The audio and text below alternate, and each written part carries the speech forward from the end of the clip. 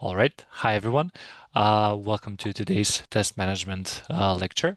We will be starting again with a warm-up exercise where we will be working together in breakout groups. So before that, I'm just gonna send something in the Slack live chat. I'm gonna share my screen briefly so we can see what I just shared. So in a moment, let me just share the screen. You should be able to see the screen right about now.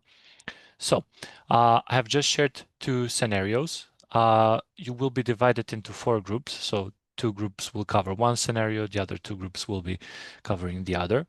And what is the idea? So you have some kind of application given to you, and you have this description here. So you're assigned to test the launch of a new feature for an online pharmacy. Customers can upload a prescription photo, which is reviewed by a pharmacist before checkout. The checkout must ensure legal compliance and handle online payment and delivery. So you have some constraints here. So you have 3 days left until regulatory review. Your test environment is partially ready. Upload feature is testable. Payment is stopped. So you see you have some kind of, let's say, limitation to what you have to work with. And then you'll have tasks, which are test planning, risk analysis, and reporting. And you put yourselves in a role where you essentially try to, as a group, simulate what a test manager, let's say, would do. And you could select 2 areas. You can cover 3 if you think that you can manage in the given time. And you prioritize. So let's say for the given scenario, you decide, okay, we need to rearrange something in the test plan. We need to add some new scenarios due to the days. Maybe we do a bit of risk analysis on the other hand because it's too little time to cover everything. So this is all up to you. And then you have some guiding questions for both scenarios. So what risk would you consider in regards to the risk? What's your top planning activity? What would you include? You don't have to follow these questions, but these are kind of to provide support. So the idea is you focus on 2 of these tasks. So you either try to do some planning to mitigate the scenario, or do risk analysis in accordance with planning, reporting and risk analysis. Or maybe you want to give some kind of information based on the risk analysis that you did. So it's all up to you as a group to decide. And the idea is, yeah, you will have the opportunity to have a discussion within the group and note down which tasks you decide that you will take on for the scenario. Again, if you have time and you think it's, let's say, easier, you can also cover all of them. That would be even better. But that is the idea. You have the guiding questions as well. And I think that's more or less. Do you have any questions about the exercise?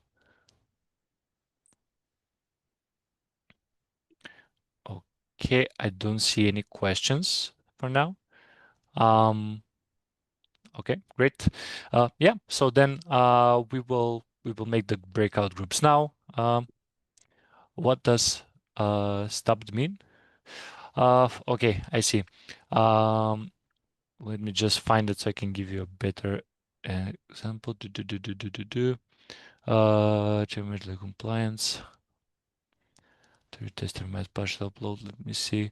Payment is still stopped. The idea of this here that I wrote, is kind of like it's waiting on something else to take place so that you can cover it. So upload feature is done, payment is still stopped, so it's mocked. So you're not really using the real payment method that they will use on production, which is like an issue because you want to test the real payment method, not just mock it. So that's a constraint. So you can't test the actual payment. Now you can just mock it in a way. Yeah. Okay. All right. If that's okay, no worries, Susan.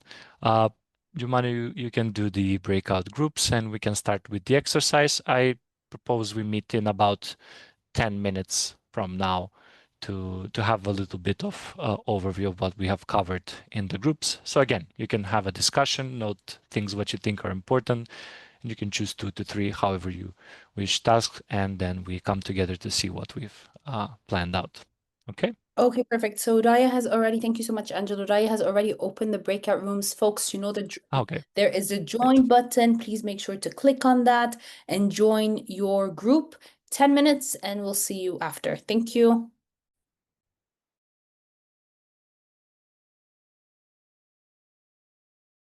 The breakout rooms have been closed. You can move on, Angelo. Thank you.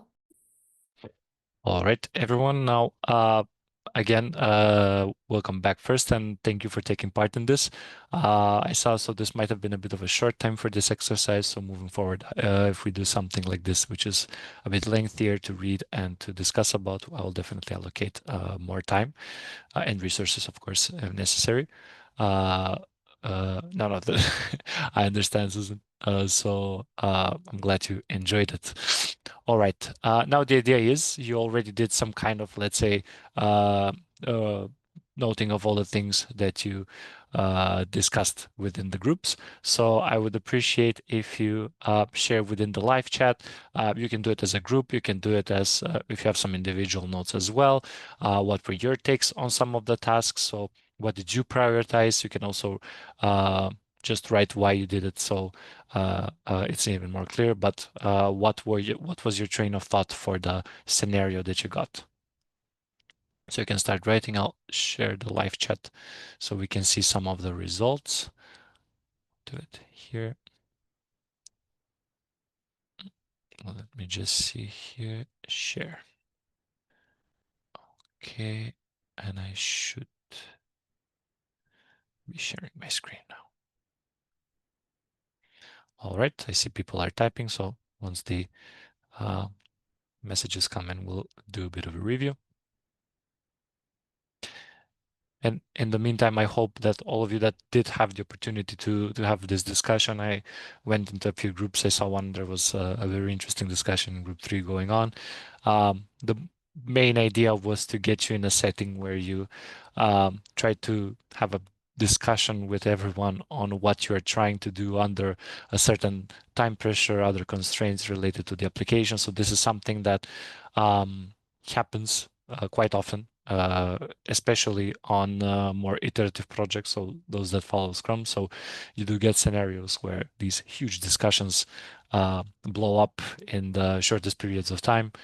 And this ties very well with the materials of today's lecture, which is test management. So how we can either avoid or improve these scenarios, or just have everything that we need to be prepared so we can handle it with care. So that was the main idea. So hope you'll enjoy that, and let's see some of the outcomes.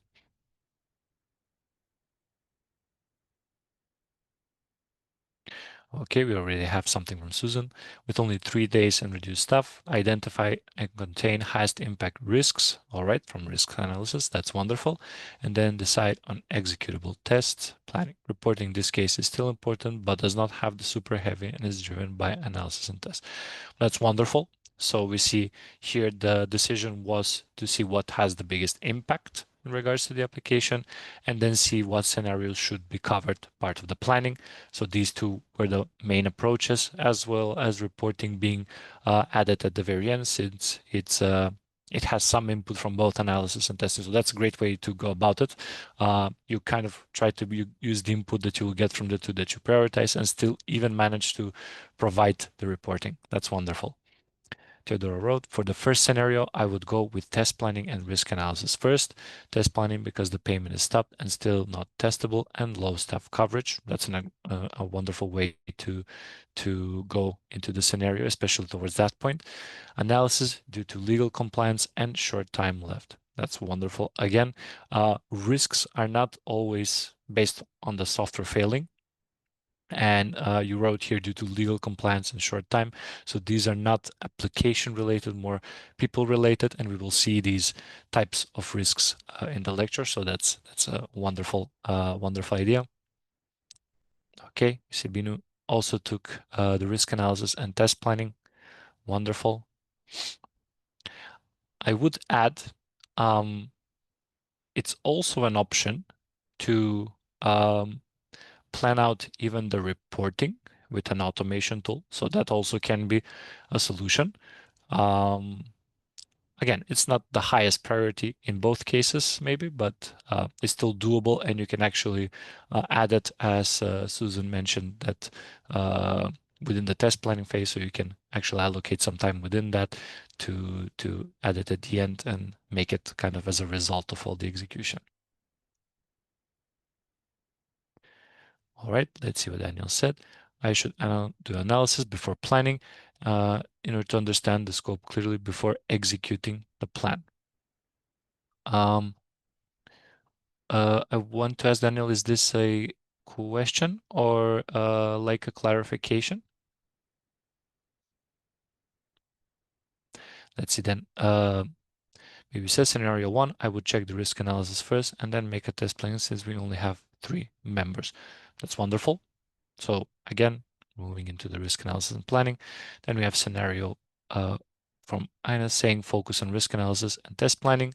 First risk to consider would be consider the bug in the pricing module. Top planning activity, choose the test to focus on pricing, search functionality, and filter other bugs can be tested for later. Focus on risk areas in your reporting to include the high priority bug under investigation, as test automation is not available to make the testing quicker. Wonderful. Very much in detail and very good approach. So keep them coming. All right. I see from group 1 here the general idea. So prioritizing planning and analysis, 3 days to present, legal review with only 2 testers of 5. We need to know what it would cost us if we proceed with the test with such limited resources, and know what scenarios we would take if we chose to proceed planning. Wonderful. Great approach.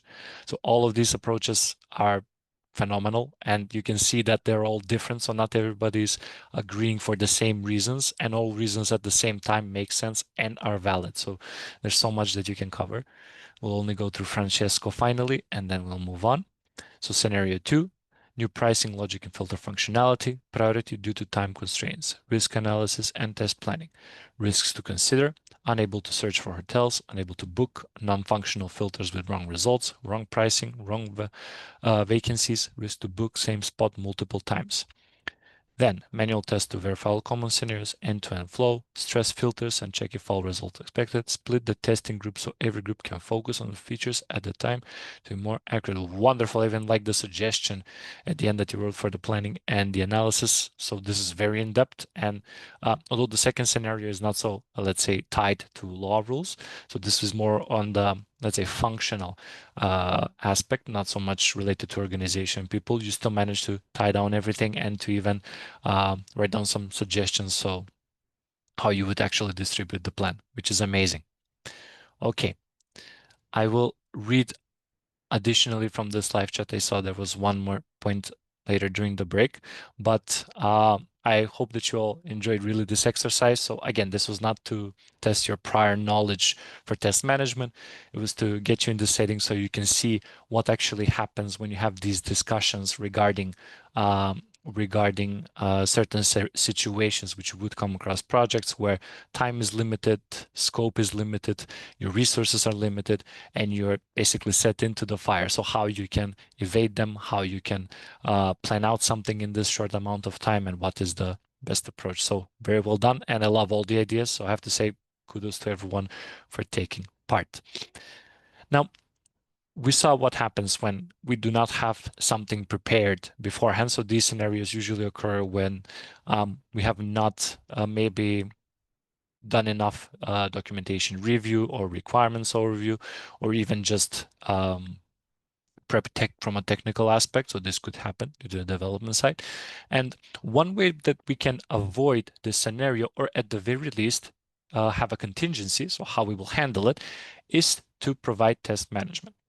Now, to introduce this lesson, I want to give you all a practical example that happened to me. This was in my early days of testing, so this is a lesson learned in a way. The idea was we had a very big release on one of the first clients where I worked, and both me and the other testers were relatively new. That was my, in a way, starting point into the testing area. And at that point, I still had no experience with performance testing. I've only heard about the concept, and I thought that this was only done on big applications. Now, the thing was, We tested everything from a functional aspect. So we had all the test cases done, the scenarios, the automation script. So everything was flawless.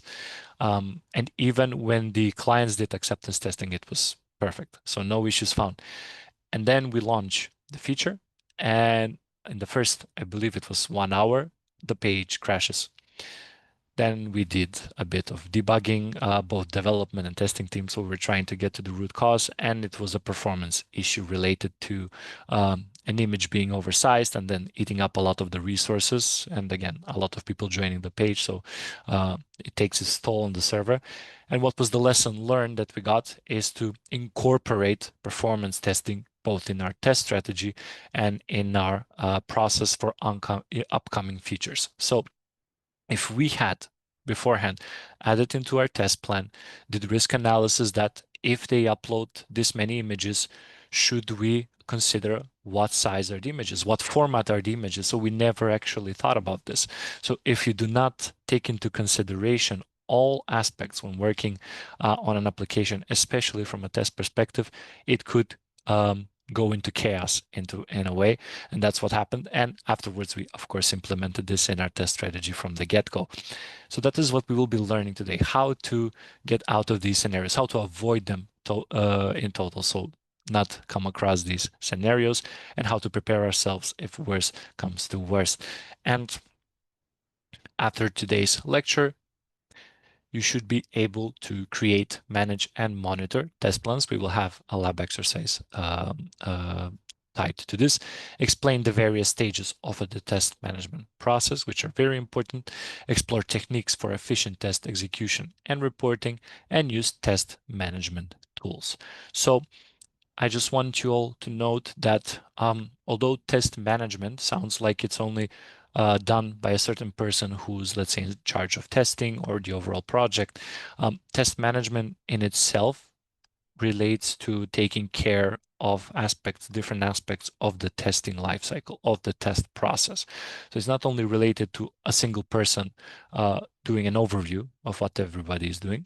It takes the overview part of the test manager or lead who oversees the job, of the testers themselves, so which parts of the process they do, and essentially combines everything into one. So the test management process is more of having everything from planning to completion and execution bind into one, and we will see that in the next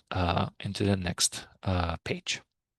So the test management process. So as I mentioned, even in the previous lecture where we talked about static and dynamic testing, we do not only execute tests and then we're done. We write a report and that's it. The idea is that you want to have an entire strategy put in place, which the test management process practices. The idea is that you want to have multiple stages in which the testing is done, and then you have a better idea of what you want to cover. Therefore, we have the test management process and its phases, which we will see right now. And although they are layered like this, and you have like 8 phases, it is not something that's so let's say complex. It's something that comes natural as you work through it. So I hope that by the end of the lecture you will see that this is quite a simple concept. So the main steps in the test management process are test planning, which is essentially the first phase of drafting a test plan, defining scope, objectives, strategies. We will see an example. I have a template that we use at work, so I'm going to share that with you later. Then we have risk analysis, which is identifying, evaluating, and prioritizing product and project risks. Remember these two, product and project. We will see them later. You also gave some examples in regards to these, so that's terrific. Then we have the estimation, which essentially is used to see how much effort we would need to put into the testing of a given feature or of the entire regression, smoke scenarios that we will need to cover. Then we have test organization, basically deciding who does what. So who is in charge of doing performance, automation, manual testing, documentation. Essentially, it's in a way a coordination between the people involved in the testing. Then we have the execution, which is the most fun part, where you execute the tests, find bugs for the developers, log those defects, and then make sure that everything is resolved. You have test monitoring and control, which can sound like it's something where you track metrics. It is, but it's not from a technical aspect. Both of these are actually more managerial. So they actually track metrics in regards to the plan. So is everything tested on time? Do we deliver the product from a developer's perspective as well? Do we need to change something in the current strategy to make sure the deadline is met? So it's more monitoring and control of the process. Then we have issue management, which as the name states, is basically handling defects, bugs, and making sure that everything is in a way stored well, neatly, has traceability, so we could easily refer back to the issues if we need to. Moving on. And finally, test reporting and evaluation, which are in a way closing activities. So you make sure to go over the results and the testing outcomes of the entire execution, as well as before and after the issues are resolved. You draft reports, and then you essentially provide that to stakeholders. You receive either positive, negative feedback if you have to rework something, whatnot, and then you take lessons learned and in a way do an evaluation of the team's work. Now, before I move to the test planning, does anyone have any questions? I see that we have some here. A mention from Francesco had something similar happen with a new website. All was working until we launched and we submitted articles. We had a strange database issue and only the home page was working, was actually the image size and was crashing all other pages. We did not have testing on the most important feature in the end and all was manual, so it slipped off our minds.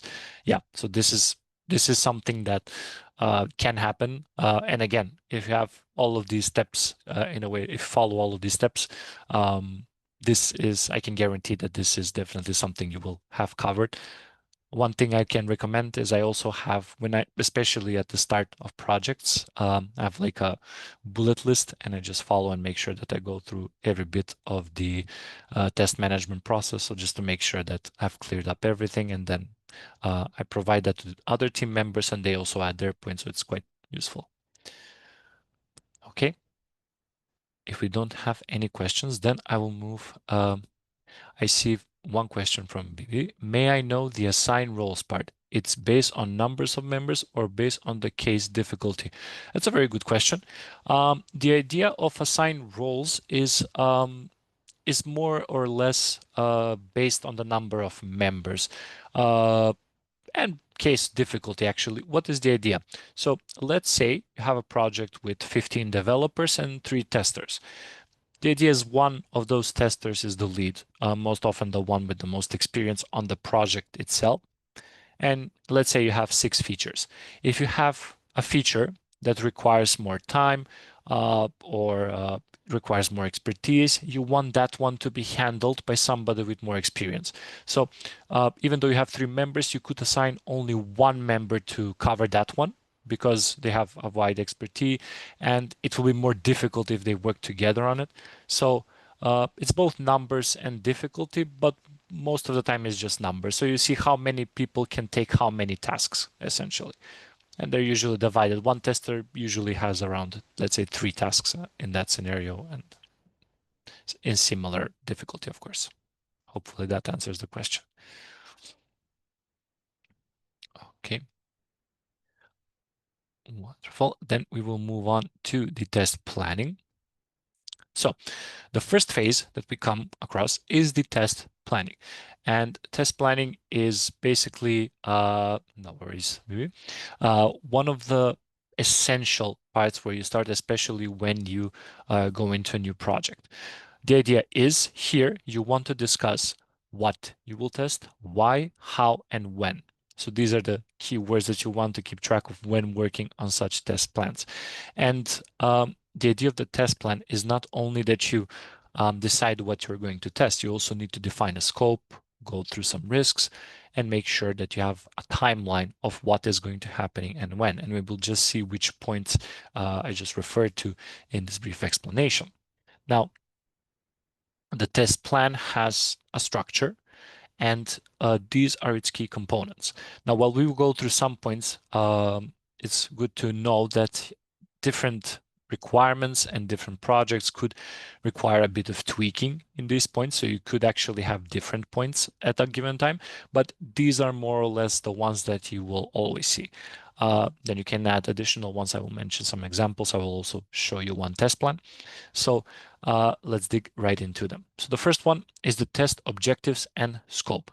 So in order to have a test plan, you have to have an idea of what you want to achieve when you're doing the testing and what is the overall goal of the feature as well. Also, you need to know what is in scope and out of scope. So you don't want to do testing that is really not part of the job that you are doing.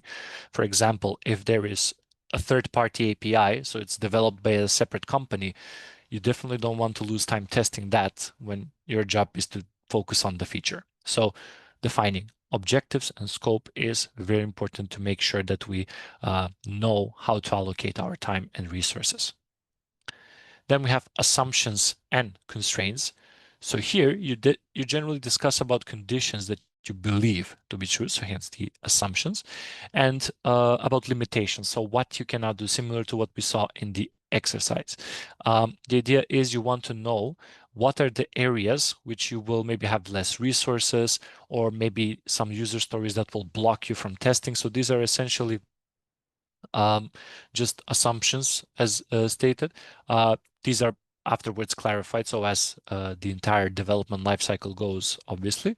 However, you want to have them in the test plan so that note that they will be covered and you want to take a look at them moving later on in the cycle. Then we have stakeholders and responsibilities.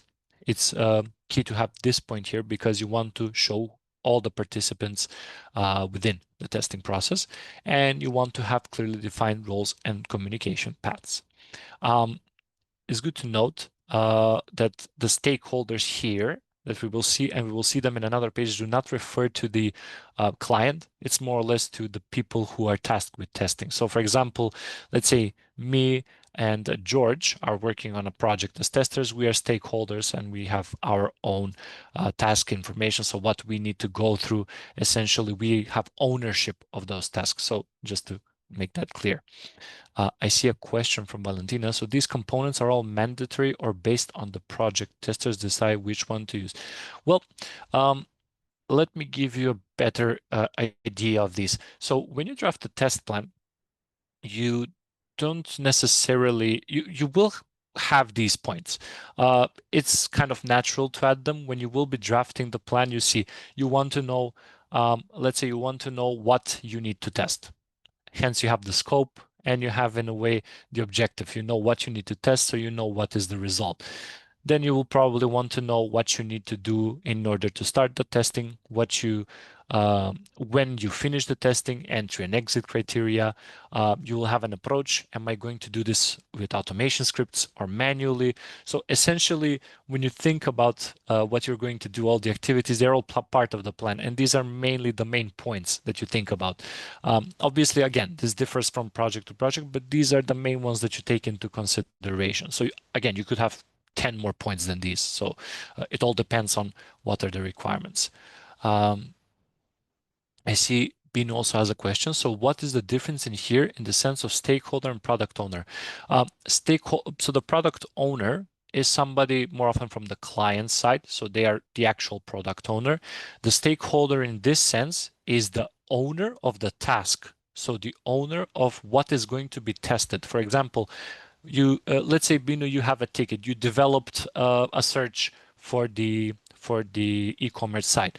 So you then say, okay, Angel, now you test this feature. And because I am the one who is going to test the ticket, now I have ownership. So in a way, I am now the stakeholder. So that is the idea. That's how the term will be used, at least in this lecture. So we can refer to it as ownership of task, if that's better. All right. Now I'll move on to the next bit, which is test approach and strategy. Again, you need to have a methodology and understanding of what levels of testing you will be doing and how you will implement them. So are you going to do integration? Are you going to do system testing? So how they will be distributed, so in which parts. Again, different projects, different requirements, but it's important to have in mind what you want to do and how you want to execute the test, whether it's manually, automated, or only performance. It depends on the project again. Then we already mentioned this point, entry and exit criteria. You want to know when you should start testing and when your testing is completed. So entry criteria is the moment that you say, okay, I would need this to happen so I can begin testing. Let's say the feature needs to be developed and I need to have the data prepared. And then the exit criteria is essentially when the feature works as expected, then testing is completed. Or when the data goes from one end to the other, then we are done. So this is important to note for features that will be developed. Moving on, we have test environment and tools. You need to specify the infrastructure, configuration, and platforms needed. Now, this sounds quite difficult. Most often, this is considered like you will have, most often, you will have a development environment, a staging and production. So you essentially just state which environments you will be testing on, because sometimes maybe the client will say you can't test on production. So you can't really write that in the test plan. Whereas the tools are what tools you will use to test. You can use Postman if you want to test APIs manually. If you want to do automation execution, you can use Selenium, REST Sharp. So again, depends on the on the client's needs and the project. Then we have schedule and milestone. There we go. Schedule and milestones. So the idea is you want to have a timeline, as I mentioned previously, and you want to know at which point you have reached a certain goal. Those are the milestones. So a project could say, let's say in 2 months, you need to have developed the payment feature, and then that 2-month mark is the milestone, and you need to kind of work around the timeline based on that. And finally, the risk register, which is a document basically here you write how you will address the issues or the risks essentially that could come up within the project. So when you have essentially such a risk register, it's easier to know in which areas when you test what you need to focus on. And if, let's say, a risk was mitigated, you want to make sure that it was mitigated. So if it was accepted, is this, let's say, issue resolved? And having this risk register is important for this. I see we have something. This is regarding the reverse subtitles. Okay. All right. Do you have any questions regarding the test planning?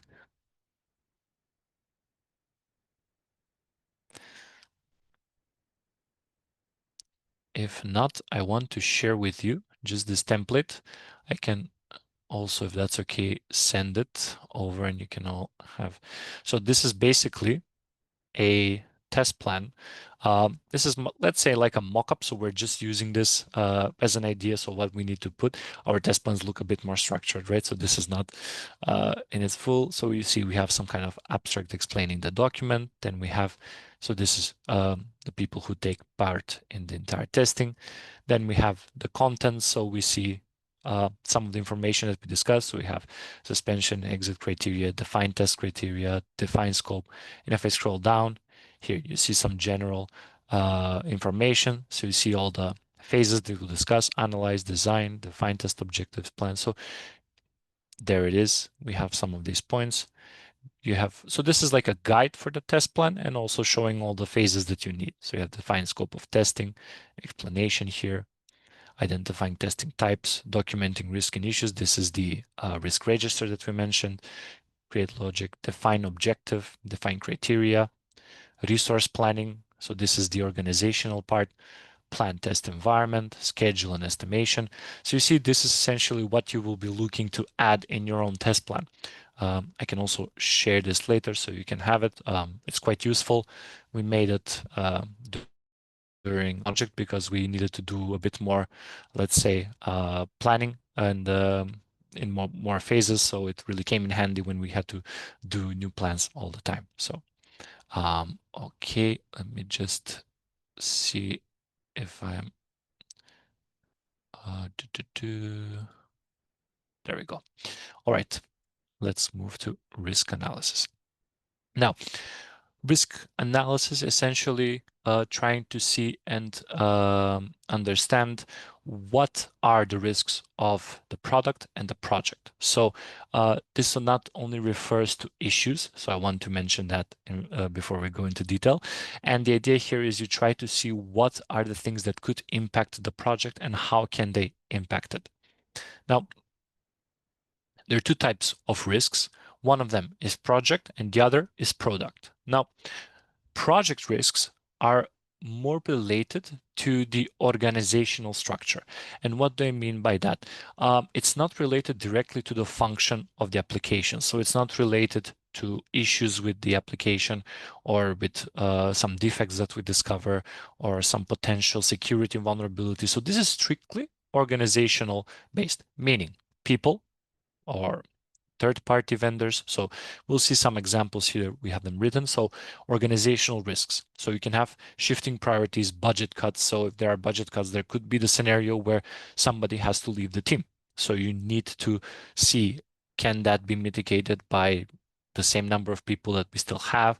Would we need to decrease the workload? So because there is one less person. So this is the organizational aspect. Then you have people related. There could be somebody on the team with lack of expertise for the domain. So it could be somebody who has never worked in cloud technology, and you need to decide whether you will give him the time. Do you believe that he will prepare well? There's also poor communication on their staff teams. Then you have technical project risks, which are untestable test environments. This has happened to us, and this is one of the most common issues you can have, especially when the clients do not really want to invest in test environments, integration delays, or unavailable tools. So again, you can have let's say you're working with Python and you need a license for your IDE and you're not provided the license. So then you technically are in a pickle in a way. Then we have supplier and vendor risks, unreliable third-party software. So sometimes it is not even tied to the organization and the structure that your team is working on. It could be third-party issues. We have had a similar issue where the login for one of our pages was handled by a third-party vendor, and when their service would crash, we could not do anything aside being with a logged in user. So essentially, we could not test 70% of our scenarios, I would say, just because we could not log in. So these are some of the project risk, and it is valid to have plenty of them ahead of time because you want to be prepared if worst comes to worst. Now, going into the product risks, these are more related to the quality and functionality of the software. So this is more of the bugs that we would find as well. So here you can have missing, incorrect, or incomplete features. So it could be something that does not follow requirements.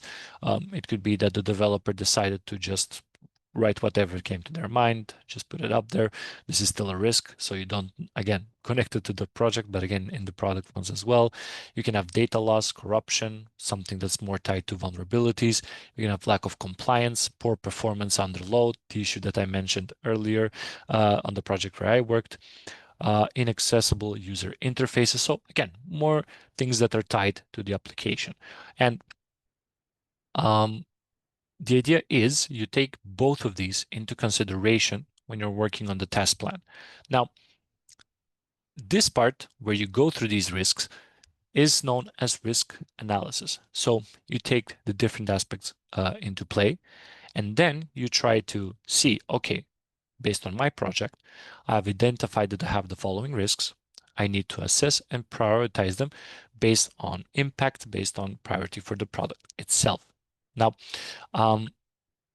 there are two main parts here. One is risk identification. So this is a very long process where you kind of like make a checklist of all the possible risks that you can have. And this is usually done in a workshop. This workshop lasts for maybe 4 to 5 hours, and it's an extensive list. And then the other part of it is that you assess your risk assessment. Now you take all the risks that you have written down, you categorize them, and then you see, is this likely to happen? And if it happens, what is the impact of it? And then you see if it's something that is unlikely to happen, you can remove it in its entirety because it might oftentimes could be a risk that is even not feasible for the project, but a risk is a risk, so you have to note it down. And then you have two approaches to the assessment. You have quantitative, qualitative. You can assign numerical values and calculate risk level, so likelihood and impact. So see if it's, let's say, likelihood 6 and impact 0, it means it will not be such a priority, right? Then you have qualitative, using a matrix to categorize risks as low, medium, or high. Again, just seeing what is the impact and priority of it in itself. Now, the main benefit of the entire process of analyzing the risks is to support us in getting an idea of what test levels and types we can use, which techniques and coverage could be applied, where to focus the test effort, how to prioritize defect detection. So this all comes into play when, especially when we're designing the test plan, even our test cases, and on execution. So having all these things in mind will definitely make this more optimal. Now, once we're done with both assessing and identifying our risk, we need to note down how we plan to, in a way, approach them. This is the risk control process, and essentially is divided into two parts. You have risk mitigation and you have risk monitoring. Now, risk mitigation, although mitigation might sound like a resolution of a risk, it actually means trying to find a way, an approach to reduce the probability of the risk even appearing, or the impact of it in general. So, what is an action of risk mitigation? It is assigning an experienced tester to high risk areas. So you want somebody that has a lot of domain knowledge covering them. Applying appropriate level of independence. So you want to have, to a degree, an appropriate level of independence so that other people do not kind of lose on their time trying to provide support all of the time. Conducting reviews, static analysis, this is a good way of risk mitigation, and using right test techniques and coverage levels. So these are just some of the ways in which you can mitigate the risks. And then monitoring, on the other hand, basically ensures that mitigation efforts are effective and adaptable. So meaning you see whether the strategy that you implement to mitigate risk is effective. So if it's not, you would definitely need to change something. Then detecting new or evolving risks. So monitoring is also based on the fact that you have to see if you can find new risks. Maybe resolving one risk raises the opportunity for another to appear. So this is also part of the monitoring. And then adjusting risk assessments and responses. So there could be a change in how the risk is assessed. If another pops up, we would definitely need to change our entire approach, not just add it to the risk register. And finally, when I mentioned mitigate is not necessarily a resolution of the risk, we have some responses listed here, which you can see for risk. Mitigate is taking action through testing.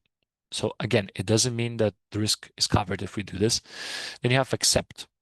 This is live with the risk if impact is low. So this usually is done for some edge case scenarios, not to other things, maybe even to, let's say, risk more related to project side. So if somebody has to be taken out of the project, you kind of try to live with it if it doesn't have such a big impact. Transfer, rely on external parties, and this is common, especially for third-party issues or risks. You don't really want to take them on because, again, why should it be your fault when somebody should have taken care of a certain feature that was never in your reach or in your understanding? And finally, contingency plan, prepare fallback action if the risk occurs. So this is what you really need to have noted down, because there will be almost always scenarios when when something will probably go out of hand, and that is the real process. So you always have to have this contingency plan on, okay, if we do not make sure that this is deployed by, let's say, the 10th of September, let's try to discuss with the clients on why we want to do it by the 16th. Maybe you want to provide more quality. Maybe you want to build even more trust. You're expecting something to happen on the launch, so you want to have more space to work on it, maybe something performance related. So that's why you need the contingency plan. So overall, in risk analysis, you want to identify, assess, and find a way in which you can mitigate and monitor all of the risks so that you can have a more smooth flow when even test execution comes, and in the overall test plan, so you have an idea of how everything will move. Do you have any questions so far? I see some comments. This is a whole book. Thank you. Yeah, it's kind of a larger document. This document test plan is what each tester have to come up with for every software project. So Steven, to answer for this, yes, you need to have this test plan. However, it doesn't mean that you will definitely be the one who designs it, because it could be a plan already done beforehand. I should mention that. On my first project, I did not have any input in the test plan, so I was just following it. That's good to note. Okay, I see the others are answered by Seraphim, so thank you for that. Then I'll move on to test estimation. This part is more related to trying to understand how much time is necessary for a task to be completed. Now, for test estimation, I have to state this, and I really hope that you kind of take away more from this part, especially. So estimation is very important, and almost all the time when you'll be on projects, you will have to be able to voice your own opinion on how much you think that the task will take from a tester's perspective, because it's most of the time common for developers to want to estimate everything and kind of overlook the testing aspect of it. So make sure that whenever you have a meeting where you try to estimate how much a task is worth of time or days, you do a good analysis and then you stand your ground. Because if it's easy to develop, it doesn't mean it's easy to test. So always try to stand your ground for estimation. And now we will see some techniques in regards to it. I see a question from Valentina. Testers estimate or other roles involved in the project? Yeah, so when you do an estimation, it could be in isolation, like testers only do for testing and developers for development, like separate. We will see some of these techniques. But in most Scrum, the practice is everybody comes together for a user story and you give your opinion how much it will take total time to develop and test. So altogether, how much does the task take time for both development and testing? It's mostly developers and testers that do the estimation.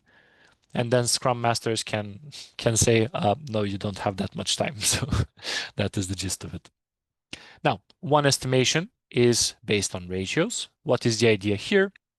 You take this is experience based, so you take ratios from previous projects that are similar to what you're currently working on, and then you apply them to the metrics given. So for example, let's say you have a ratio of 3:2. So on the previous project you had here in the example 900 hours for development and 600 for testing. This is a similar project, and you know that you have 450 hours for development, so testing will be based on the ratio, meaning 300 hours. So this is more or less something that's done for larger scale projects where you need to, let's say, like where you implement the waterfall model, so that you basically don't lose too much time on estimating in iterations. So this is the idea. You take a ratio from a previous experience in a similar project, and then you apply it to the current one. Now, the other is extrapolation. And this basically, what this does is, this is most common on new projects. So you start and you work for some sprints, let's say, without doing any estimation. So you track your time for testing. Developers try to track the time for development. So everybody kind of sees how much time and effort they needed for activities. And let's say in the first 3 sprints, it took 50, 55, and 52 hours. So like we see here in the example. So now note that the average is more or less 52. So moving forward, if you have to do more tasks, you would add 55, 56 hours for that sprint. If you need less time, you can decrease it. You can go, of course, below 50, depending on how much people will be present as well. So what is the velocity? And essentially, you just do it based on the experience on that project. And this is quite common for projects that are beginning, that are new, basically, and that you're trying to implement an iterative development. Then we have work breakdown structure. This is one of my most practical ones, I would say, because here you do a task-based estimation. What does that mean? You divide the entire workload into separate tasks. So, for example, if you have entire testing process for let's say sprint you want to estimate, you break it down. So for test cases, I would need 20 hours. For execution, 40. Reporting, 10. And then that combined is the total test effort. And you have all these separate tasks. So you don't actually focus on just one ticket and then you wait until the end to finish and then say, okay, now it's done. But you say, okay, I'm done with the test cases, so this can go to done. I'm done with execution, this can move on. So essentially you divide the task. It's easier for overview. It's easier for you to track your own progress for the others. So it's quite a good and simple approach. And this is definitely my favorite so far, Wideband Delphi, including planning poker. This is an expert-based approach and one that you will most likely come across. The idea here is that everybody from the development team comes together, so developer, tester, business analyst, scrum master, and the estimation is done based on developers and testers. Of course, for tasks that are combined. If, let's say, something is more related for research for the developer, they will be the ones doing the estimation.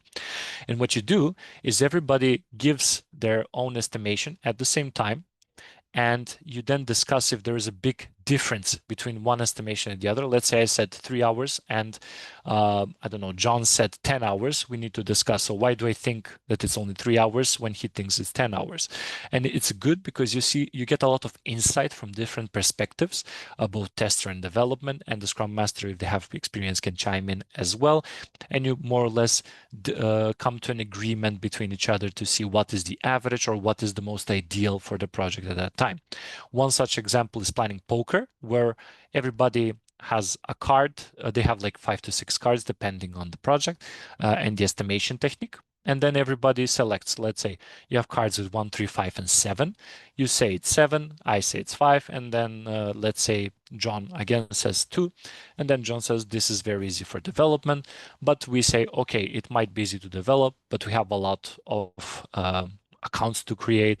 We need to check multiple scenarios. So then we kind of see that our perspective has a lot of coverage while development is simplified. So we basically agree on the larger number to add some more time and space. And finally, we have 3-point estimation. I would like to call this a metaphysics because it's a bit more mathematical than the others, where you have 3 points. You have optimistic estimate, you have most likely, and pessimistic. And the idea here is for the optimistic is the minimum effort. This is the ideal scenario that could happen, so in the shortest amount of time. Most likely is the realistic effort, and then maximum effort, if everything goes wrong, is the pessimistic.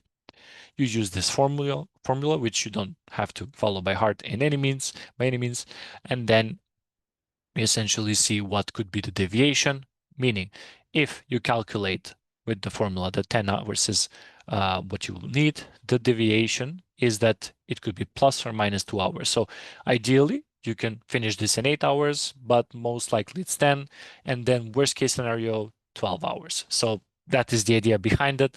But again, you don't need to know this by heart. And this is not really that often, let's say, considered on most projects because, again, a lot of calculations and it comes a bit more difficult to keep track of when everybody wants to state their opinion. Okay, do we have any questions so far? I didn't get the number game. I see from Valentina. Each participant selects a card with an effort number. All reveal their cards at once. If values differ significantly, team members discuss and re-estimate. Yeah, that's the idea. So you have like the card represents an estimation. So it could be 1, 3, 5, 10. It could be hours. It could be anything. So this varies. Then you select what you think is correct, and you discuss with others if it's a big difference. If it's usually like everybody selected 5 and somebody selected 7, or multiple people said 7 and less 5, you usually go with the bigger number so you can have more space because again, some people think that they will need more time and you want to provide this space. Again, if time is limited, you will obviously take the lower estimation, but most often you want to give more time for yourself to finish everything appropriately. Okay. If there are no questions, I think we can move to the break.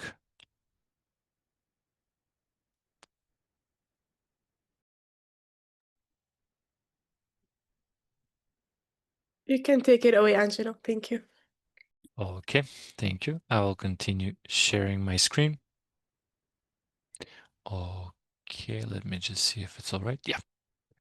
All right. Now, we left off previously with test estimation, and we're going into organization.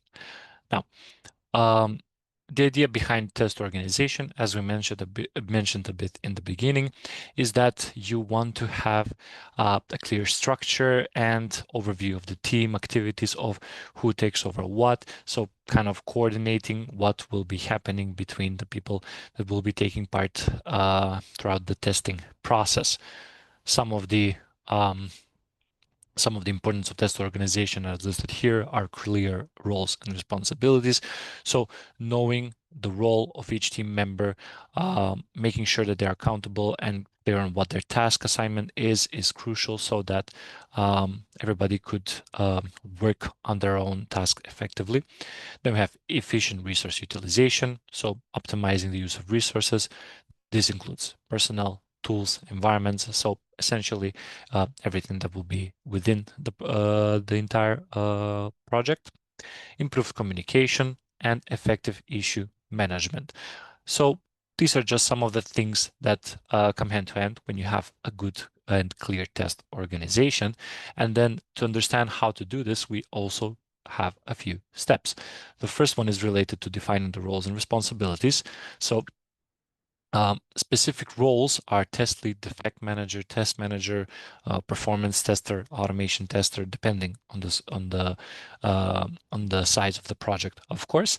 And this usually is this can be defined by somebody like the Scrum Master, so it doesn't necessarily have to be a test manager or the most experienced QA if there is not somebody with the sufficient experience.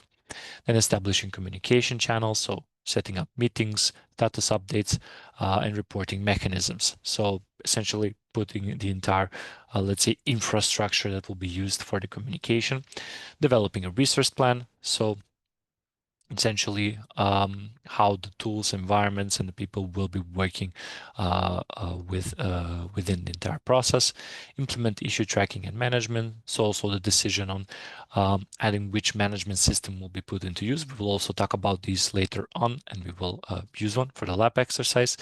And then monitoring and adjust, meaning monitoring the entire testing progress and adjusting the plan based on whatever let's say risk arises or any change that would be necessary, so we know exactly what to shift. Now, when we talk about test organization, there is a specific role tied to this, and that is the test manager.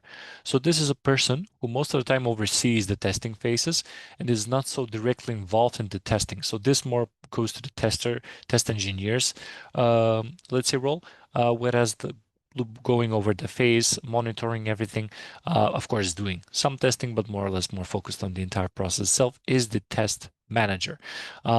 It's good to remember this bit because this is a common question actually in the ISTQB exam if you're planning to take it. So what is the difference between the test manager and test engineer? And some of the responsibilities for the test manager themselves include planning the tests. So the planning, especially at the beginning, is usually done by the test manager.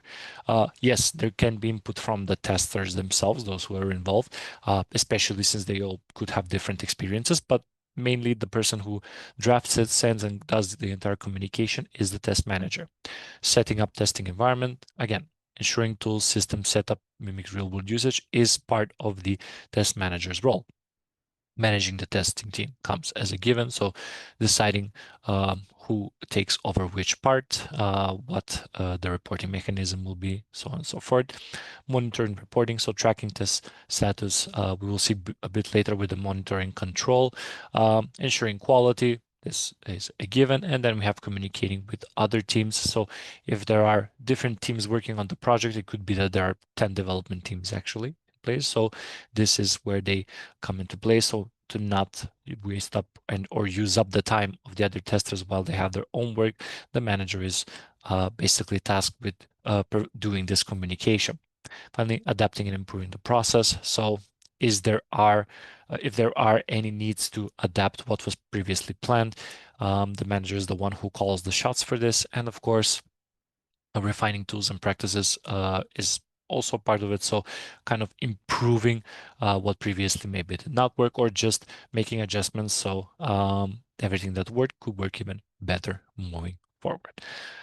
It's also good to note that test managers, in some cases, do not really have to be testers themselves. It's ideal if the person comes from this background, but it could also sometimes be the Scrum Master. They can also have a background in testing. This helps out.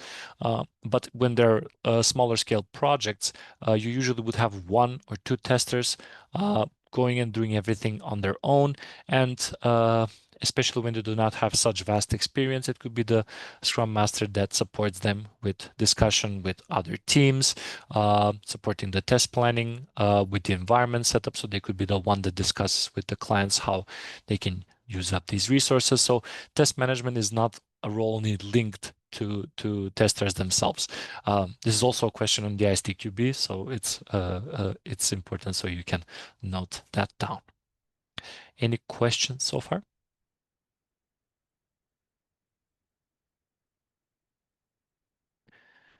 I see not. So I will move to the test execution. Now, I think that this is more or less everybody's favorite part when it comes to testing. And this is the phase where we actually test the features. And aside from that, we also include logging issues, detecting them, of course, and checking whether they have been resolved. So the importance of this phase is in the fact that it validates the software quality. So we mentioned we tackle the functional, non-functional testing, and then we make sure that everything is, let's say, picture perfect. We also find the defects. So anything that is found is logged, and then it needs to be, let's say, fixed so that we can retest and make sure that the defect is solved. And then verifying the coverage, making sure that all scenarios that we have provided in the test cases, maybe even additional ones based on maybe some changes or additional risks that have come up, are covered. Now, the step execution process, although we are all aware that what we are essentially doing is going through all the test cases and making sure that everything works, comes in multiple steps as well. First, we have preparing the test environment. So we see here it says set up and configure the required hardware, software, test data, and tools. What do we mean by this? Well, preparing the environment is not only the process of, okay, we have a development or staging environment, and now we're going to test. It means, do we have all the tools ready? If we are using Postman, do we have the right configuration? Do we have the API or endpoint that we want to hit? Do we have the correct test data? So every aspect that supports us in preparing what to test on that environment comes into play here. Then we have the execution of the test cases. So now once we prepared everything, maybe our automation tool or manual tool, so the environment itself, we can run the test cases. So again, it can be manual, automated, depends on how we are working on the project. And here we mark the test cases as pass, fail, blocked, and we also make sure to add screenshots so we have proof or evidence of testing. And now comes one of the more interesting parts, which is log and track defects. If you do come across some issues, you need to track them. And this is usually done in a, let's say, project management platform or test management platform, depending on what the project uses, like Jira, TestRail, and then you note them down, open a separate task for them, and that needs to be resolved. You also need to make sure that the issues that you track are detailed, but we will talk more about this in the next lecture. And finally, we have retesting and regression testing. So once the issues have been haven't resolved, you would obviously need to cover those scenarios, and then regression testing if needed. So if we're doing a release, you would probably need to do regression if something was fixed while this release goes on, so that we make sure that nothing else due to these changes has been broken. I see a question from Francesco. Test cases blocked. What does that imply exactly? That's a good question. Yes, could not be executed at all for some issues. Yeah, that is a good way of phrasing it. So what does it mean that it's blocked? It means that you cannot actually perform the test because of some other issue, or because something has not been, let's say, deployed, created. So let's say you want to test the end-to-end flow of selecting a product from a page, so filtering for the product, selecting it, and then buying it. But at the moment, the filters have some issue. So you can't really verify the entire flow. You can select the product, so you can go to the page, search for the product and select it, but you can't filter for the product. And then when you have this test case for end-to-end test everything, you actually say we have a blocker, so it's blocked because the feature, the filters, let's say, are not yet developed or have an issue which is not resolved. So that's why it means by blocked. No worries. Okay.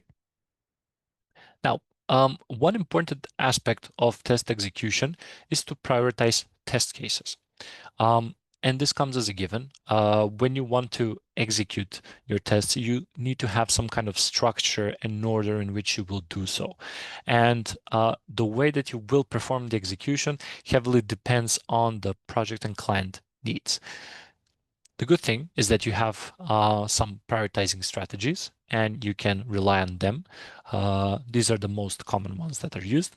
One of them is risk-based prioritization. This, I would say, is the most likely one, not likely, but the one that's used the most often on projects.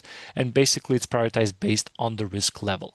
Also, when you have a scenario where you're not really, let's say, you're not made to follow a specific rule from the stakeholder side, this is the most common approach you would take as well, risk-based. So you want to see, you want to have the test cases that have, that cover features that have a bigger risk of failing. You want to execute those first, so the most important ones in a way, and you kind of just see which of these features has the most likelihood of having some kind of issue. You execute those first, and then as you go down the line, the other ones are, let's say, more risk-free or are not so impactful.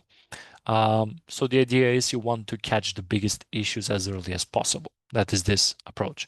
So we have an example where in a banking app, test cases for fund transfers and login security are run before the ones for setting a profile picture, which of course we can see these are more impactful than the profile picture itself.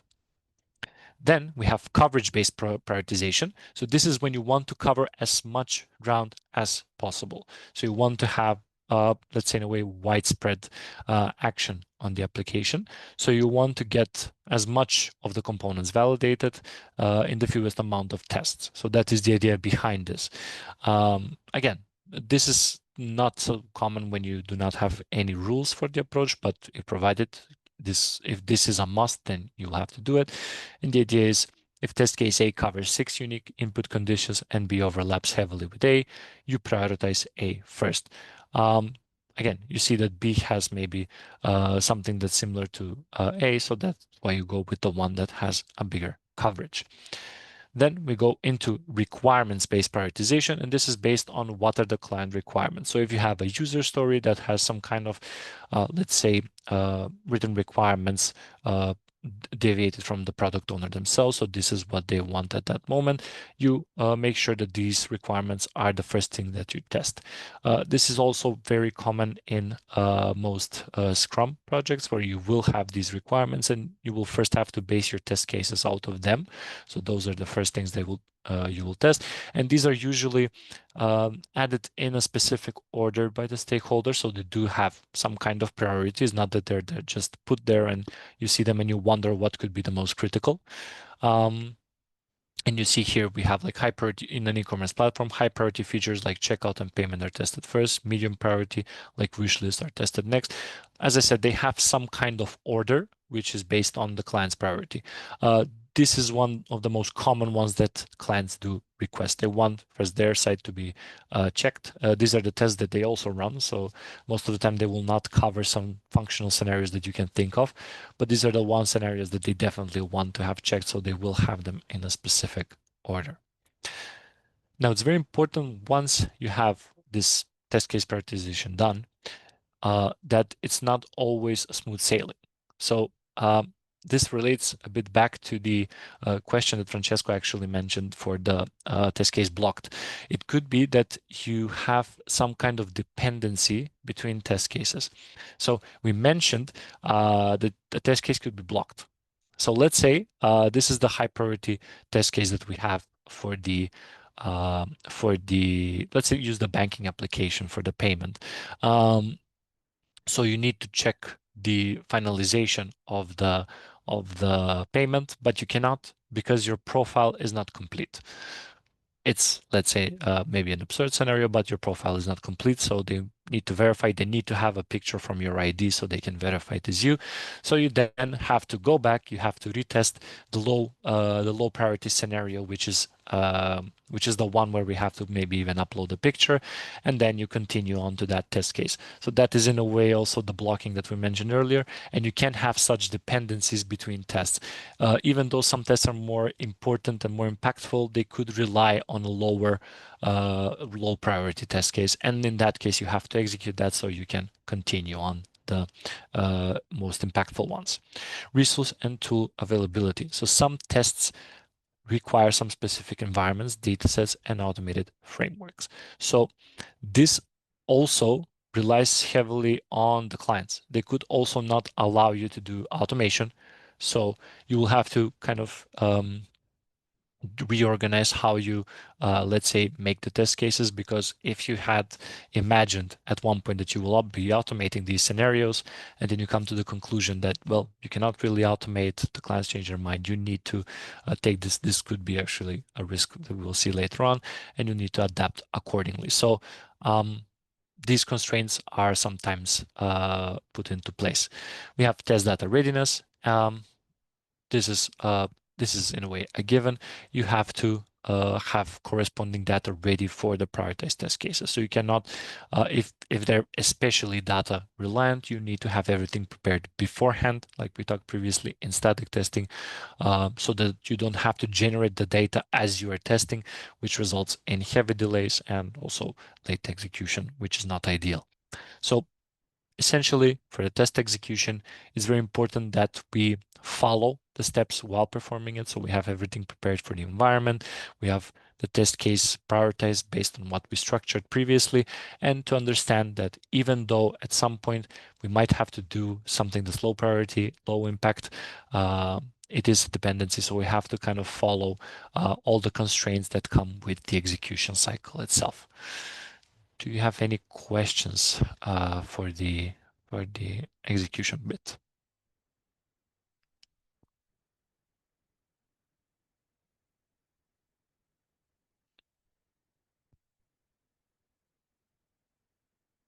Okay, I don't see.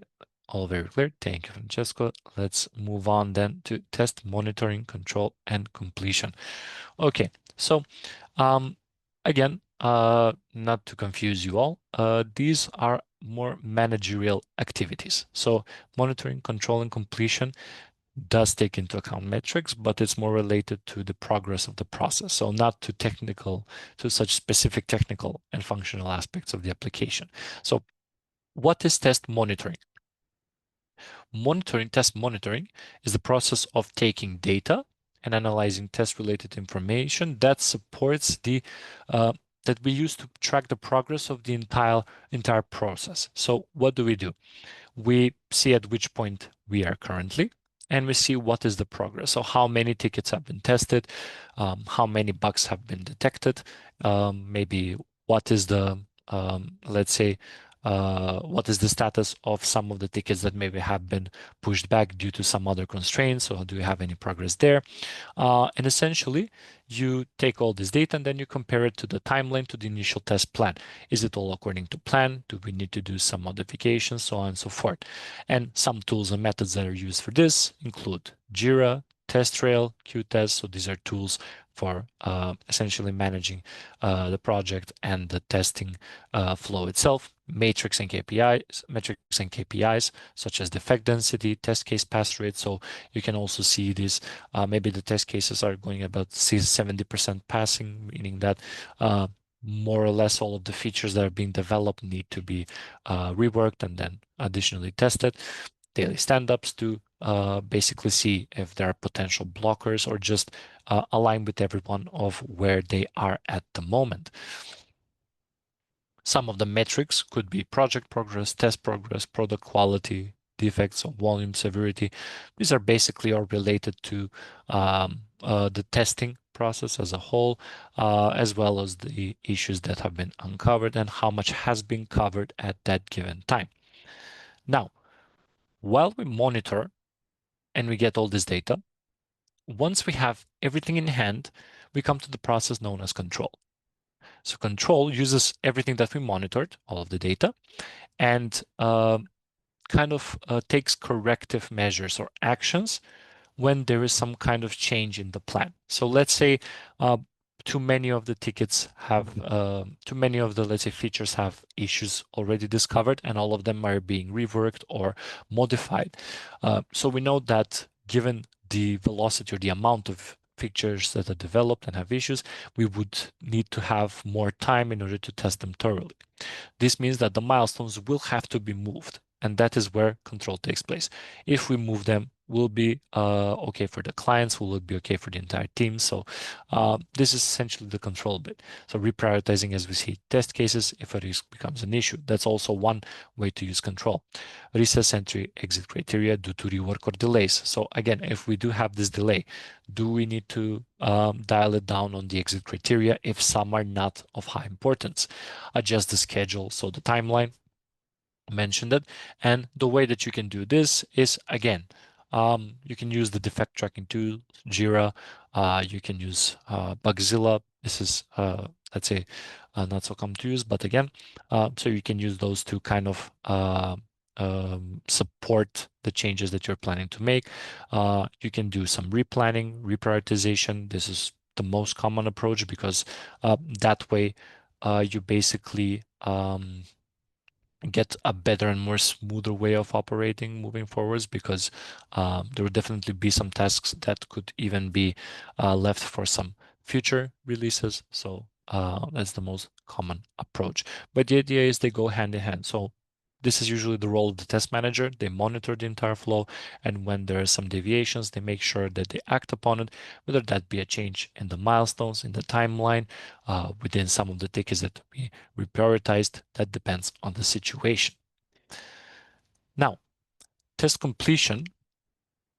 Basically, this happens when you hit a milestone, as we mentioned earlier. So when you reach a goal in a way. So let's say you have had an agreement with the clients that in 1 month you would have the new feature for the banking application that allows you to pay a friend using a mobile phone done. So that the end of that month, so when it all passes, this is the test completion milestone or goal. So by now, you should have basically finalized everything that you have worked on. You should have some documentation, logs. You should already be working on evaluating what you have done in comparison to the original goals, and then document some lessons learned. This is one of the most important parts of the overall completion. And what you do, you also do a completion report. So this is of all the activities that have been done. You have a testing summary, you have evaluation versus test objectives, deviation from the original, metrics that have been taken. So how much coverage do we have? What is the defect ratio? Remaining issues, if some, and then also showcasing why they're remaining, what is their priority, their impact, workarounds, and lessons learned that are usually shared with the team so that the process can constantly improve. Now, once you basically have an idea of all these, let's say, managerial parts of the test management process, you need to know that it's very important how the status of testing is communicated. And this does not only apply to the completion, this applies to out the entire process of monitoring control, because in all instances, there needs to be some kind of communication related to testing. If something needs to be reprioritized, it needs to be, it needs to be,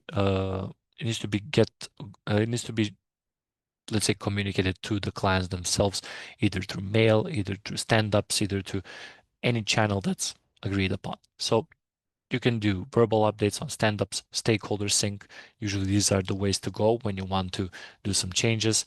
Dashboards and charts, burn down boards, CI/CD pipelines, more or less, these are not so, not ideal because usually the clients do not want to, let's say, do a lot of reading throughout those. Formal reports, progress and completion reports, documentation, so internal wikis or collaborative tools. These are also a common approach because usually the clients want to go a bit in depth into tools such as Confluence, which you can also see what's used for. Asynchronous tools, tailoring messages, so different stakeholders, PMs, dev, QAs care about different things, meaning that if you are writing to a project manager, you would want to communicate it in a way that they would understand. So you don't want to go into the technicalities if they're not really versed in that area. So you would probably try to simplify it and give it from a user's perspective so that they could get an understanding of what needs to be changed, what needs to be added, what needs to be removed, so on and so forth. So how you communicate the information throughout all these processes is very important because you always want to get the idea to the right people across. You don't want to confuse somebody, especially when it comes to testing, because again, things can get a bit more technical. The idea is to have everybody on board. Okay, do you have any question regarding monitoring, control, completion, communication?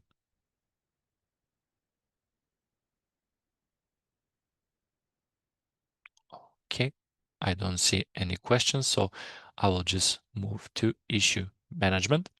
Now, as the name states, issue management is taking care of all the defects, issues that might arise during the process. So logging them, tracking them, and looking at the progress as they are worked on. Now, the thing about issue management is that it's in a way, it's very important not only so that you make sure that the quality of the product is at its peak. So that is very important. However, the idea of them is to also promote traceability. So having the defects and issues logged and tracked helps not only with the current workflow, but with future workflows.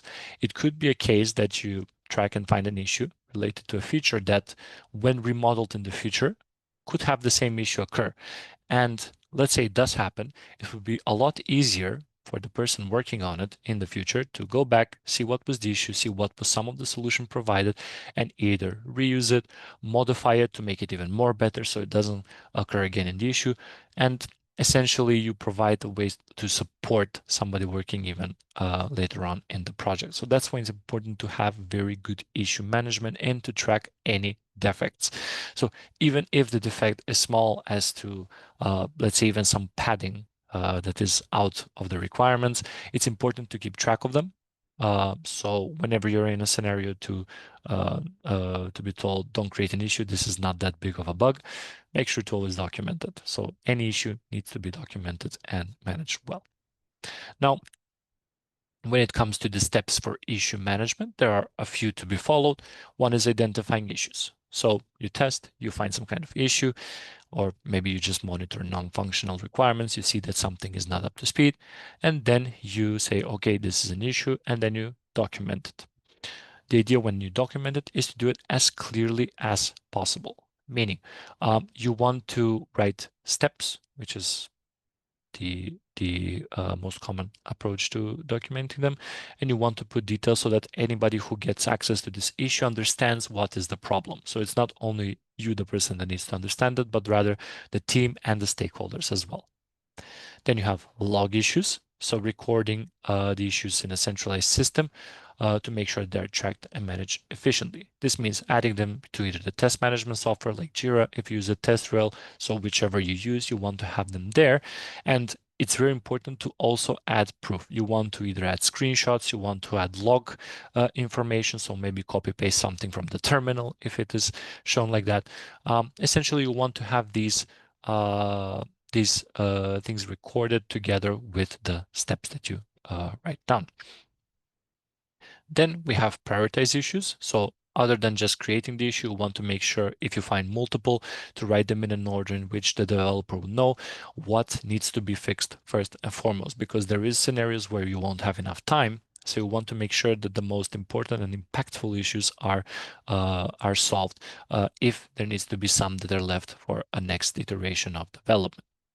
Then we have assign responsibility. So allocate issues to the appropriate team members. So this is basically deciding who will work and who will retest the issue.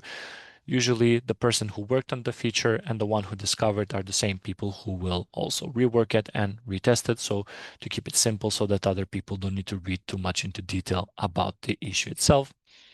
Then we have track and monitor. So monitoring the status of issues and tracking them is important so we know when we need to retest and when we need to essentially come back to some of those issues to kind of see if they're repeating, why are they repeating, and work out a better solution.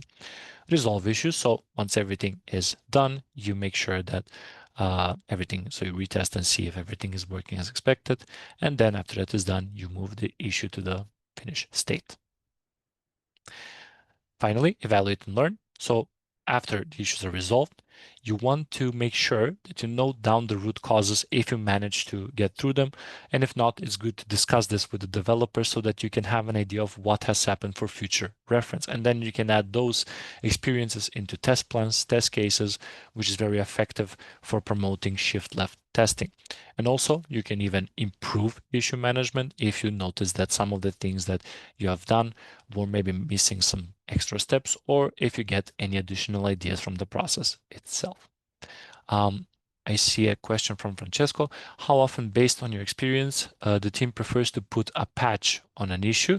Maybe it's a low prior occurrence, so let's get around that in some way to fix it in future iteration, or maybe never. Well, the idea is you want to avoid patching on an issue.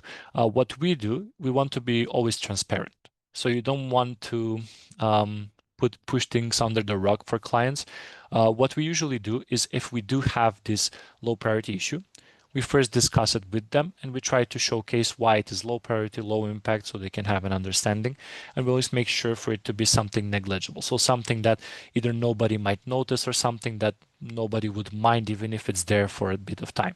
So we communicate this and then we leave it be. We never try to patch it up and then just try to work around it. We make sure that it stays like that so we don't even, let's say, compromise something else. So you can patch it up, but you might destroy something else. And that's not ideal. So we try to communicate it and then we fix it as soon as possible. That is the idea.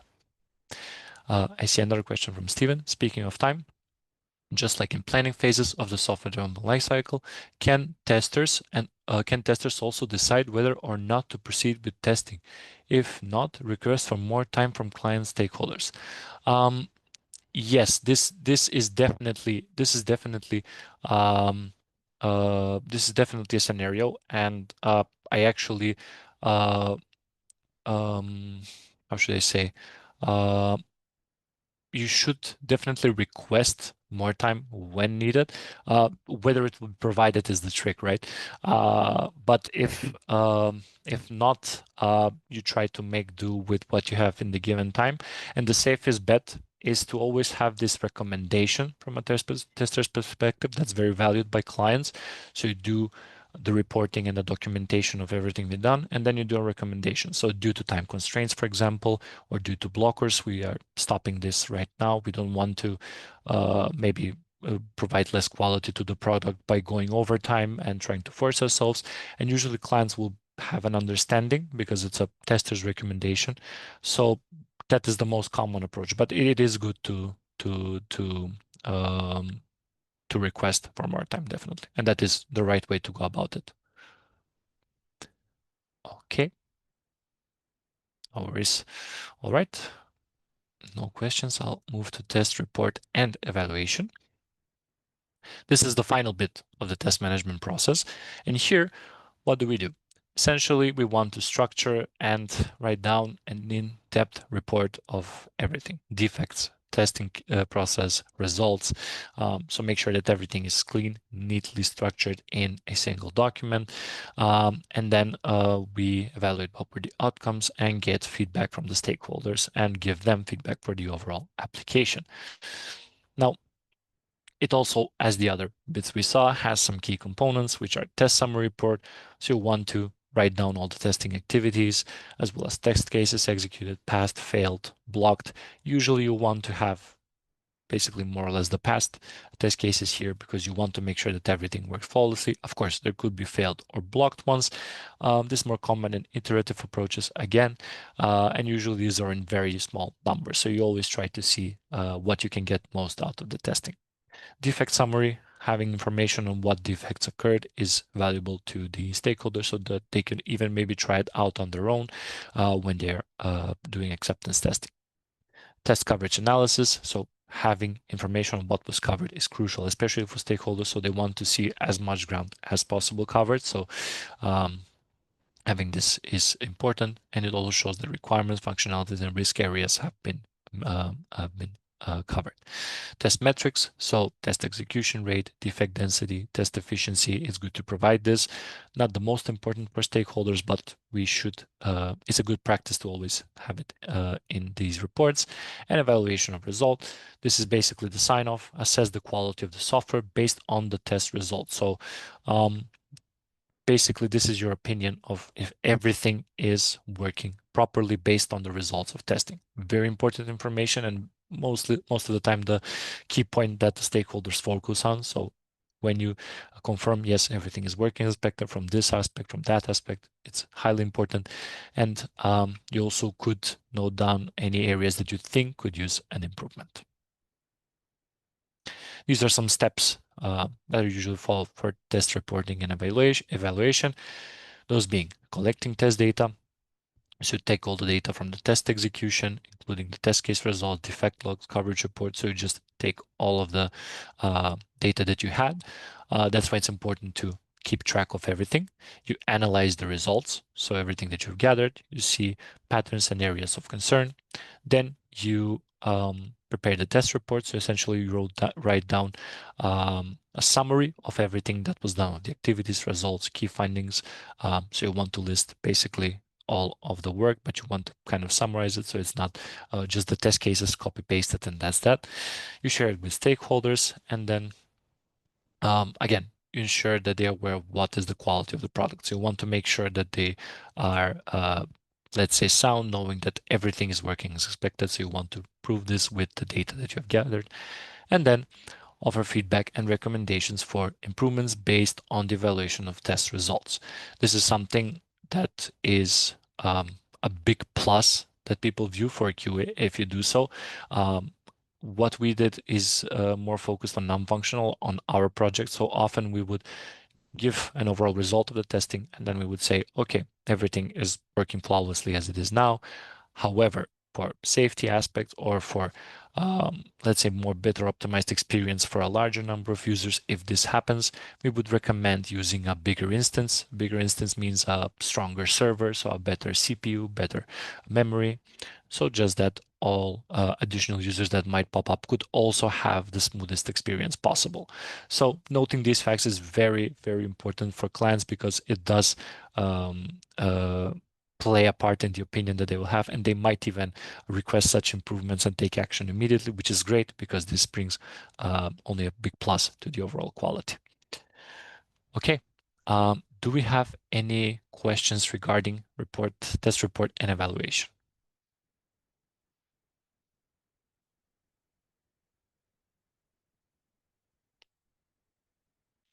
Okay. If not, I think we can cover this test management tools area as well for now, before we move to the break. So we went through the essentials and the entire process. Now we go a bit into the test management tools themselves. I'm not going to go too much into detail because they're more or less similar. We will use one in the exercises as well. These tools, as the name states, are used for managing the entire development or just the testing process, so depending on the tool. Now, What you can do with these management tools is organize, manage your test cases efficiently, tasks for developers also, add estimations to tickets, track the progress of your testing activities, ensure better collaboration amongst the entire team, and generate insightful reports. They have pretty handy reports, most of them at least. So that is the idea. You have a tool that you can use to manage the entire project, the entire testing process, from defects to user stories to test cases. So everything wrapped into one, so that you don't have to use Excel spreadsheets or Word documents to write everything from start, create templates, which can be very time consuming. Some of the test management tools are Jira. Jira, I would say, is maybe the most widely used one. And the way it works, it's basically a project management platform with plugins. So if you have a dedicated testing team, they could decide to use X-Ray or Zephyr. I've worked with Zephyr; it's pretty handy, I would say. You plug it into Jira, and then you have a separate, let's say, board where you can create test cases. So you create acceptance tickets, you can add descriptions, you can add test steps, test results, everything. And some of the use cases here we can see is test case management. As I said, with X-Ray and Zephyr, you can have test cycles, you can execute the test as well, track the test results with projects. It's very handy, it's very easy to manage, and gives a very clear picture of everything that you have created. It supports defect tracking, so you can log, track, and manage bugs and link them to the test cases or to the user stories themselves, which is very effective. So you can know at which test case you found the issue and to which ticket it relates to. Again, agile project management, integration with other tools, so you can connect them with CI/CD pipelines and other streamlined workflows, as well as reporting and dashboards. So you can have customized reports for tracking the progress, and you can use these reports later if you want to share it with the clients, or just to keep a metric from previous iterations, so you know what you need to improve to have a better reporting moving forward. The one management tool that we will use is TestRail, and this is strictly for test management. So this is a bit different than Jira. It's not that used for entire project management, mostly for testing. And since it's used for testing, it's more optimized and tailored for it, and it's a lot better, I would say, than other tools. And you can do basically everything related to tests. You can create test cases, plans, execute them, track results effectively. It even generates very good test reports, which are very handy, I would say. And we will see it in the lab later.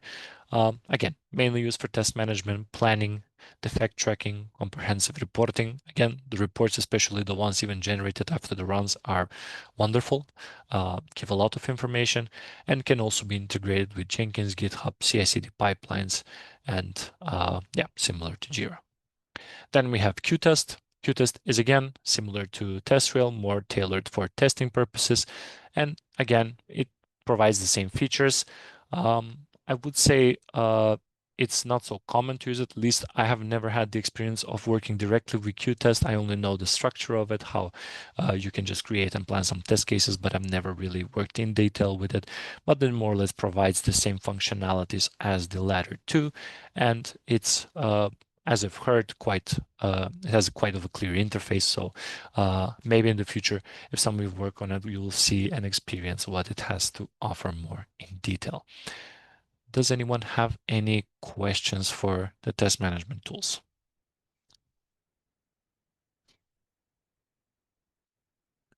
Okay, if not, I think we can have the final break. So, right, thank you, Ram. All right, I'm gonna share my screen. Let me just see if you are all able to view it. Okay, should be good to go. All right, so last part, we finished off with test management tools. Now we have this last section before we jump into the TestRail exercise for today. All right, so configuration management. Now, what is configuration management? It is basically a process of handling some changes within the project in a systematic way so that the system is consistent. So the idea with configuration management is that whenever there is something that happens, there is some kind of notification information that you get that this has happened, you can review it and you can act accordingly so that nothing deviates from the process itself. So the idea of it is, most of you or part of you might have heard of this in a different way of configuration management, but we'll see later on. The idea of it is to keep the software in itself consistent, and that any changes that are made are documented and tested. Now, what is configuration management? Why is it important actually? So if you're working, especially on bigger projects, large-scale projects, there will be changes that happen frequently. So the developers will obviously be working on many features. You will need to test these features. And if you do not manage everything that's happening at once, you will definitely have a lot of defects. Now, in order to avoid that, you want to keep track of everything. But if you're trying to keep track of everything by just noting down information or documenting it all the time, you will definitely come into a spot where you will, let's say, not even know at which point you are right now, what you have documented, what you have not documented, which change has been applied at which point. So you want to have a system that keeps track of everything, and at the same time make sure that everything that goes through and that is applied, it is revised. That is the idea of the configuration management and why it is important. The main components of it are version control, configuration identification, change management, and configuration audits. I will go through each one briefly. The version control is essentially like the history. It's similar to the history of the browser. So all the changes that have been made to the software are noted. This is what you use tools like Git for. I think some of you might have heard of Git. And you know what is the idea behind it. So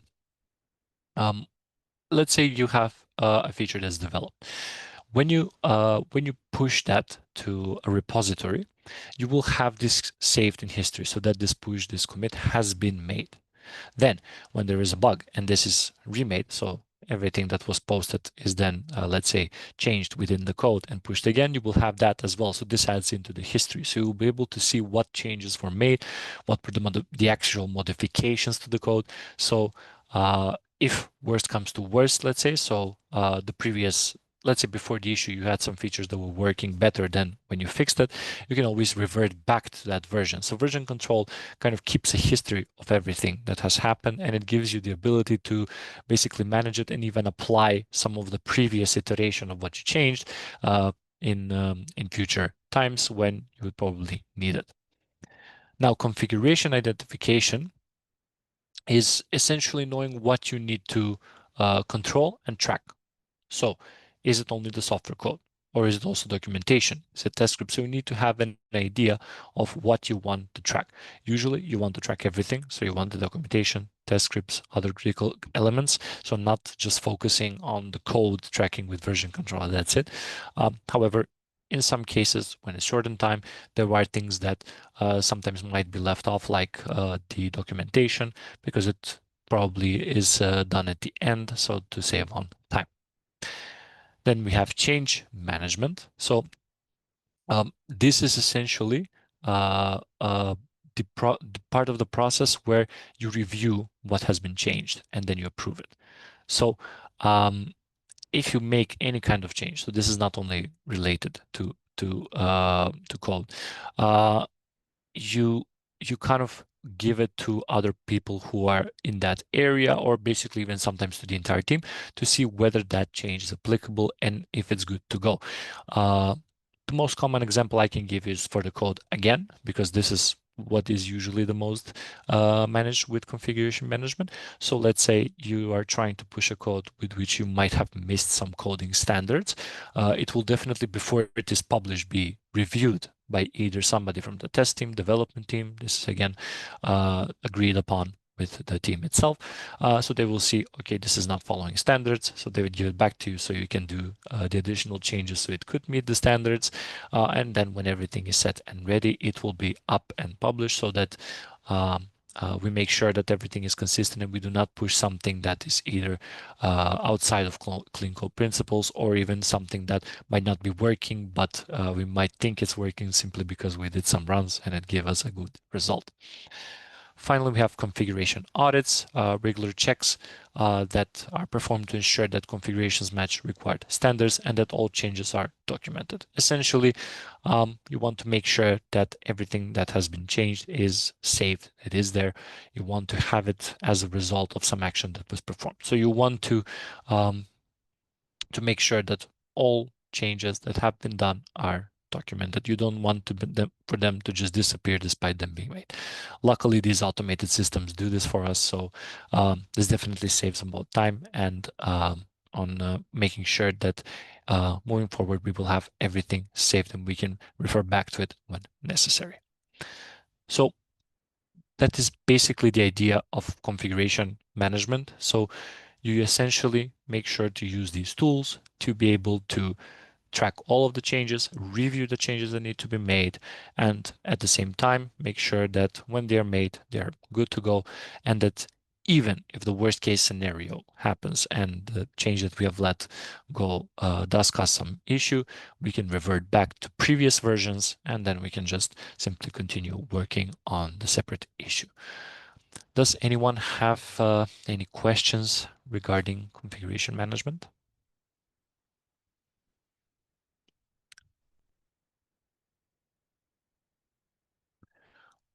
Okay. I don't see. Let me scroll if there are some other questions. I don't see, so everything is more or less related to test rails. So if there are no other questions for this bit, we will be skipping the knowledge check for now. If we have time, we might also go through this one, and we will move to the lab, which is test rail. Yeah, I hope that most of you got the opportunity to set up the account. I know it could be confusing at times because it could ask a company name. It's standard when you're trying to do for these management tools that they ask for this information, and most of the time if you just write anything, I usually write test and it does the job for the community or the free trial. It's the best way to go about it. So I hope that you have done step 1 and that your test rail account is up and ready.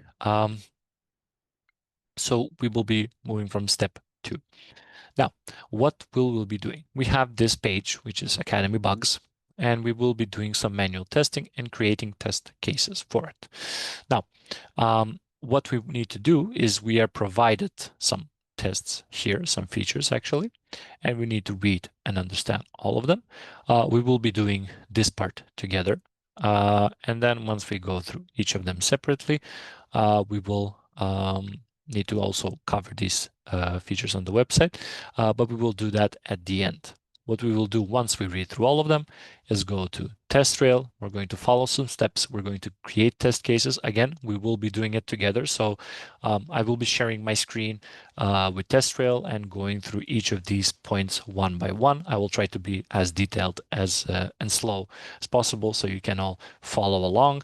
And if some of you are feeling confident that you know that you've even maybe tried this or you're versed with similar software, you can also go at it yourself. So you can do it in parallel with me.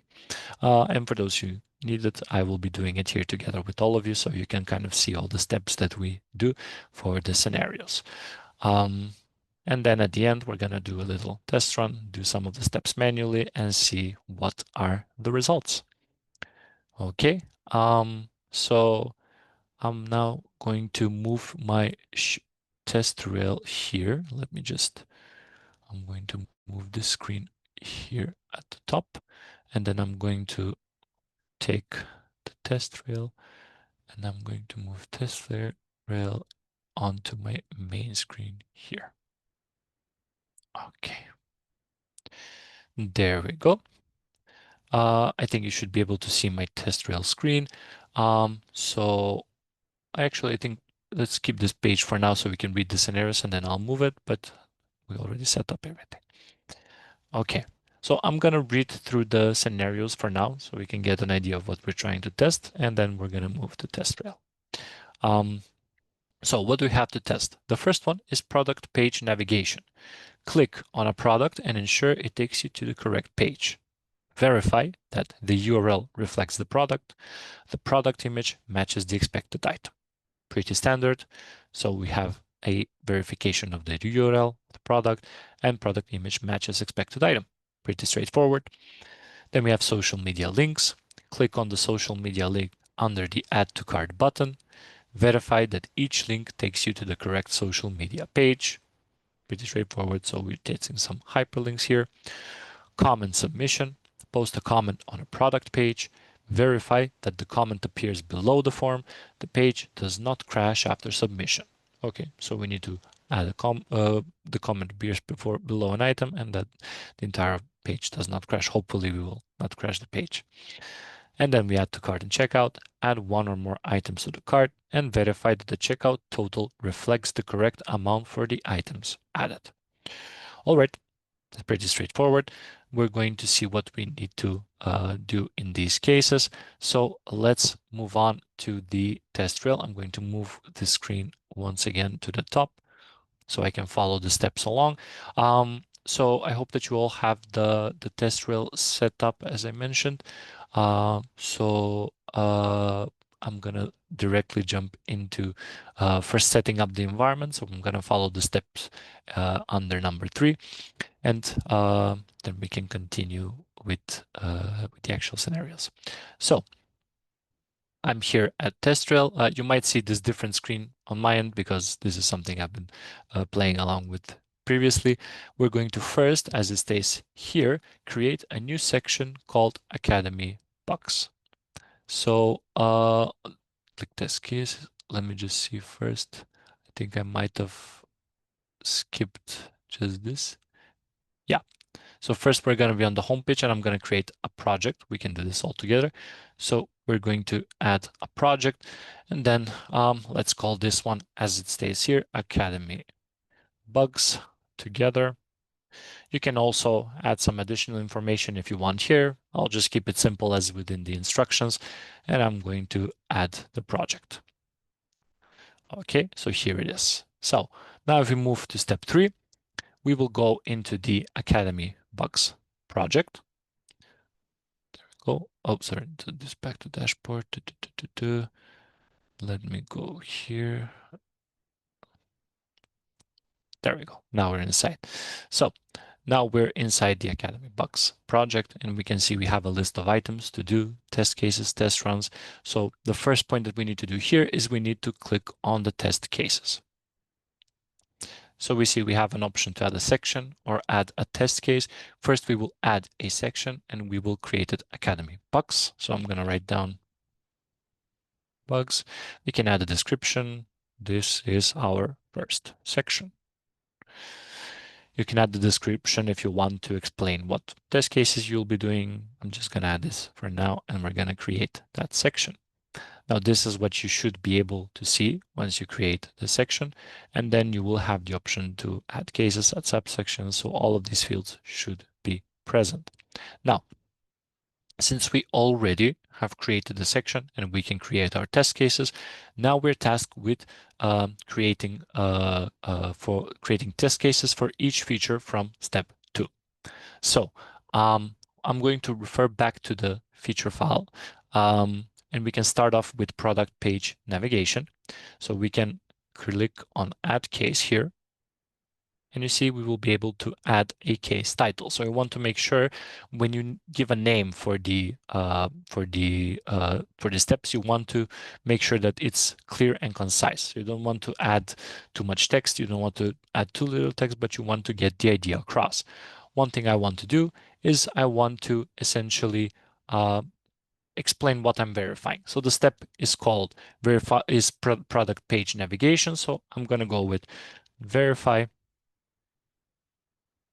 product page navigation.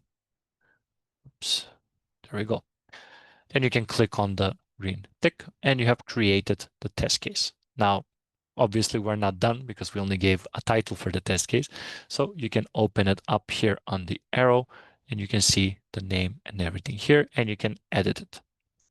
Now, when you click on edit, you will see we have a lot of fields here. What we're most interested right now is just populating the steps. So we're going to scroll down to the steps area. If you want to play around, and I highly recommend, you can add preconditions, you can add references, you can add labels. So when you work in real time on sprints, you will definitely need to use the priority, estimate, automation type assigned to who is responsible. We're going to actually do this. But for now, we're just going to need the steps. Now, where do we get the steps? The steps, well, we will need to get them from the feature itself. So now, because we do not have any access to the page itself, so we do, but currently for the exercise, we do not. What we need to do is see what we need to write the steps. So I see here that it says click on a product and ensure it takes you to the correct page. Okay, so I can say, first of all, we want to go to the Academy bugs page. So obviously, before you even try to test something, you want to navigate to the page. Why do we write this step? The page could crash. So this is valid. Also, how you write the steps is totally up to you, whatever is clear for you. For me, for example, I prefer to write a step, then add this little arrow icon so that from this step, I say I go to the next, and from that I go to the next. You can also enumerate them. You can do 1, 2, 3, A, B, C. It all depends on how you want to write them. This is my preferred way. Now we want to click on a product. So I'm going to say select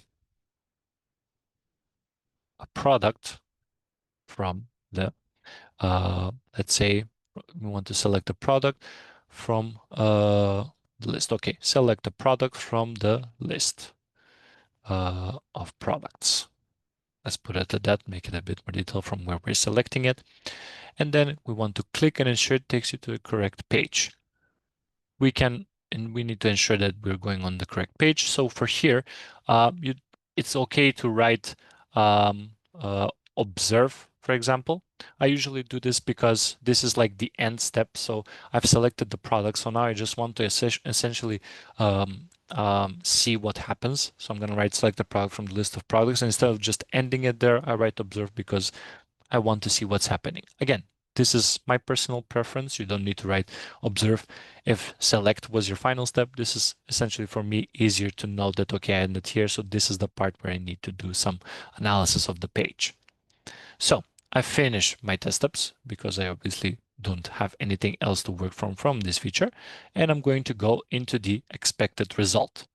Now for the expected results, I usually enumerate them. I do 1, 2, 3, 4, depending on what I'm expecting. If it's just one result, I don't enumerate it. I just write what I expect. Again, this is totally up to you. You can do with dashes. This is a preference again.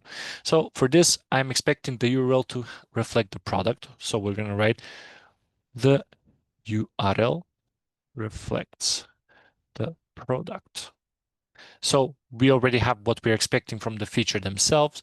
So we want to say that this is something that we want to see in our result. And because we have one more result here, I'm going to note it here as well. The product image matches the expected item, corresponds to the item itself. Let's make it a bit different. So we see I have the steps for this test case, essentially to just select go to the page, select the product, and then expect for it to be reflected in the URL and have a corresponding image. Now, once you're done with this, you can just create the test case and then scroll to the top and assign it to yourself. So it needs to be done by somebody, in this case, you yourself. Now, when you're done with that, you can essentially just click on save. And there we go. Everything is updated. So now once you close this test case, if you go to it, will have all the data that we have provided. You can click also on the pencil. It will take you to the details.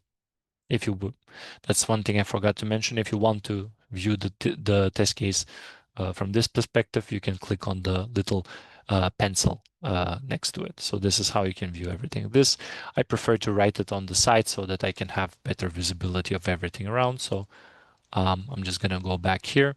So if you click here, it will directly open everything for the test case. Here you can edit the title. So that is the one test case. So now we have already done one scenario, so we can repeat this process for the other. So let's create another test case now.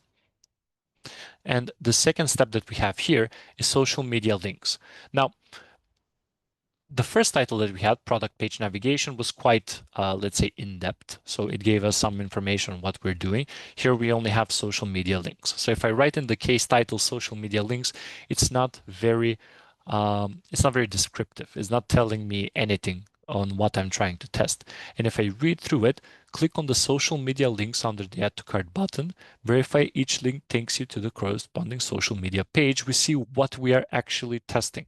So what we can do is we can say verify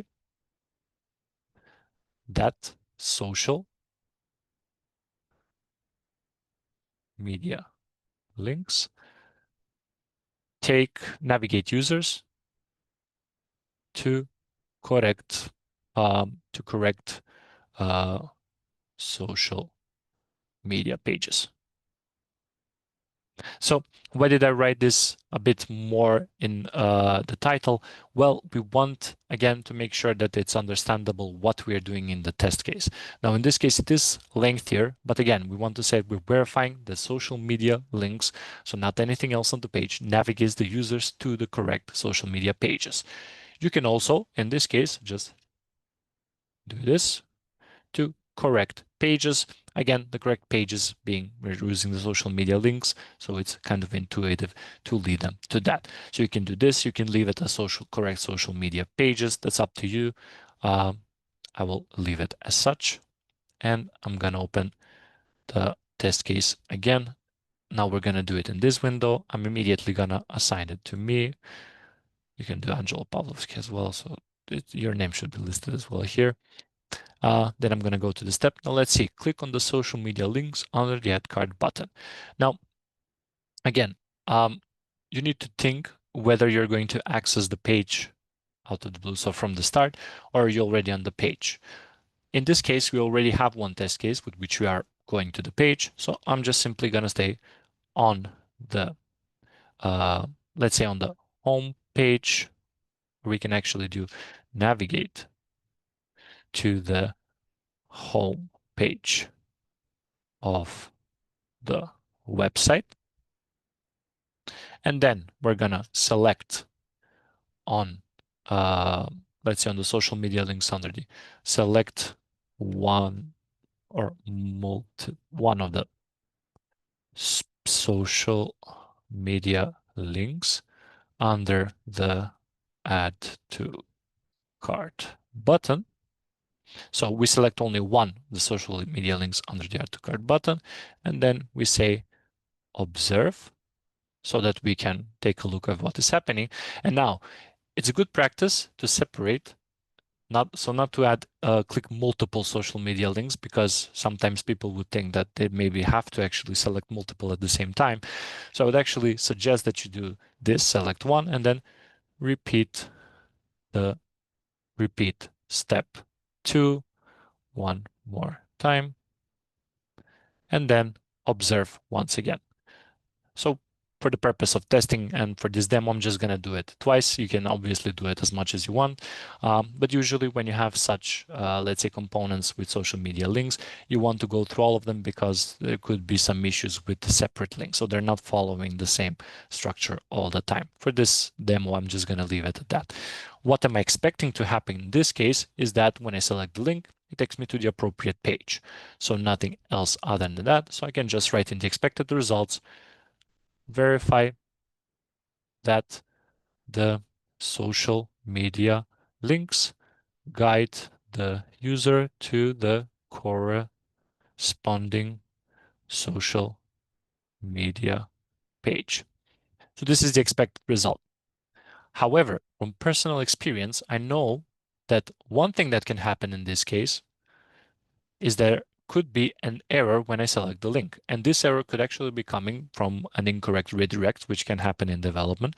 So what I'm going to do is I'm going to add my own expected result here, which would be assert that no error is thrown when a social media icon is selected.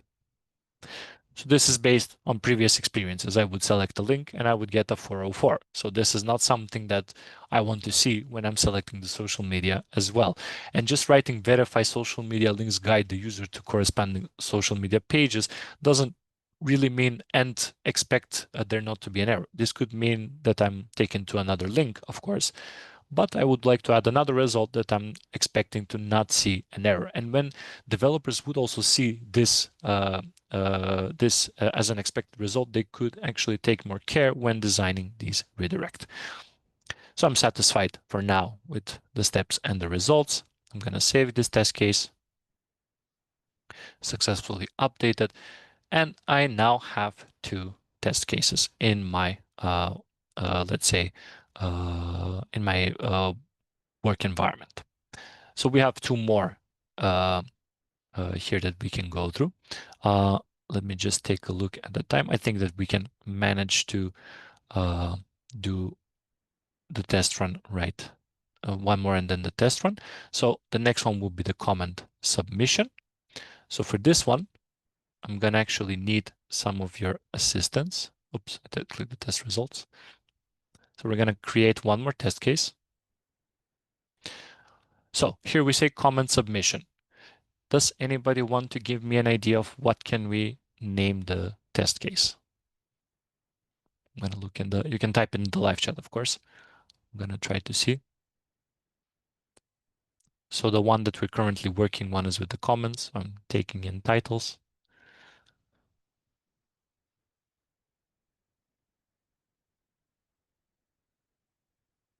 I see several people already typing. That's good to see.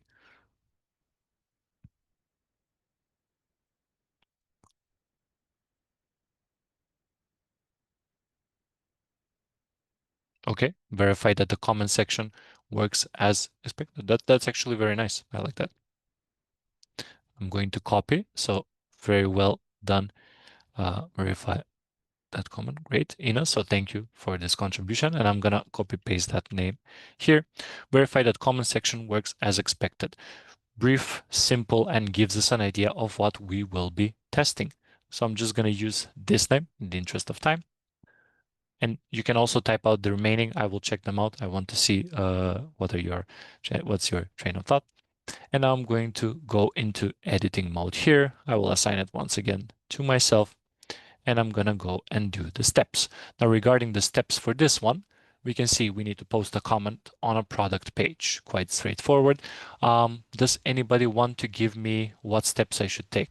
So take into consideration that we are on, let's say, somewhere on the page. Does somebody want to help me out with the steps here? You can write one by one. You can give me 2 steps. However you decide is better for you. If it's simple, you can send all of them. I'll wait a bit. Go to product page, write a comment in comment section under product, submit comment, observe. All right, navigate the comment inbox page, select the product. I already see comments coming in. I really like the detailed steps, Susan, so good job. It's quite fast. So you might have even been prepared ahead of time, but very nice. I see another one coming in from Valentina. Navigate Academy Bugs page, select the product, post a comment on product page. All right, I like both. I'm gonna go ahead with Susan's so that we just have some more time later for one more activity. So go to product page, write a comment in the comment section under product, submit comment, and observe. Very straightforward. The steps are detailed enough so that I, even as a user, would understand what I would need to do.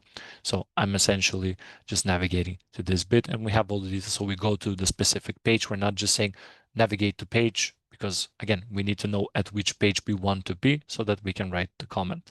Very well done, and very well done, Valentina, as well. I really like the steps provided there. Okay. Now in the expected result, we obviously have here something that's expected from us. So we see the comment appears below the form. So I'm going to write that down. The comment should appear below the form. And then we have one more result. The page does not crash after submission. to very valid expected results. Does anybody else think that we should add any expected result here? Any ideas? I see one more added comment appears in the comment section. Yeah, that's a good idea. Username, okay. The username should appear with the comment. Okay, comment section is not grayed out. I like that. I like that thinking. That's very good. I'm gonna add that definitely. Comment section is not grayed out. It's a very good input. Successful upload message. That could be also an option. We can add it. Successful upload message. And then I also saw one username should appear next to the comment. I think we should be good to go. I love the engagement, so keep it going.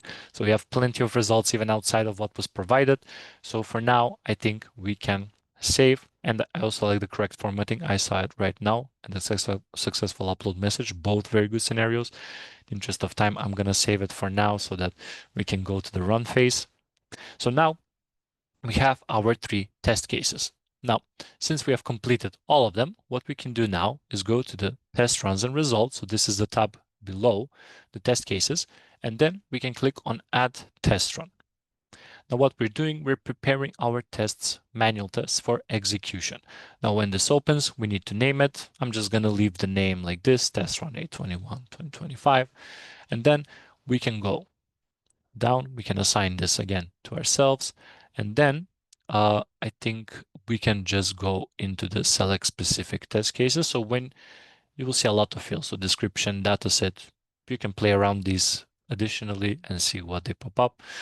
For now, we're going to go select specific test cases. So make sure to select this, because if you do this, you don't even have them selected by default. So it will not really add anything. So I'm going to change the selection here. And here we see all the test cases that we have in this section. So I'm going to select all 3 that we created. I'm going to click OK. We see that they are added. And once you have added each and every one of them, you can add test run. Now, this is the detailed report I was talking about. So we see that everything here is very neatly, let's say, displayed. We have our test cases, and now we need to choose whether they are passed, blocked, retest, or failed. So what we're going to do now, we're going to try to go through some of them. So I'm going to go to the verified product navigation.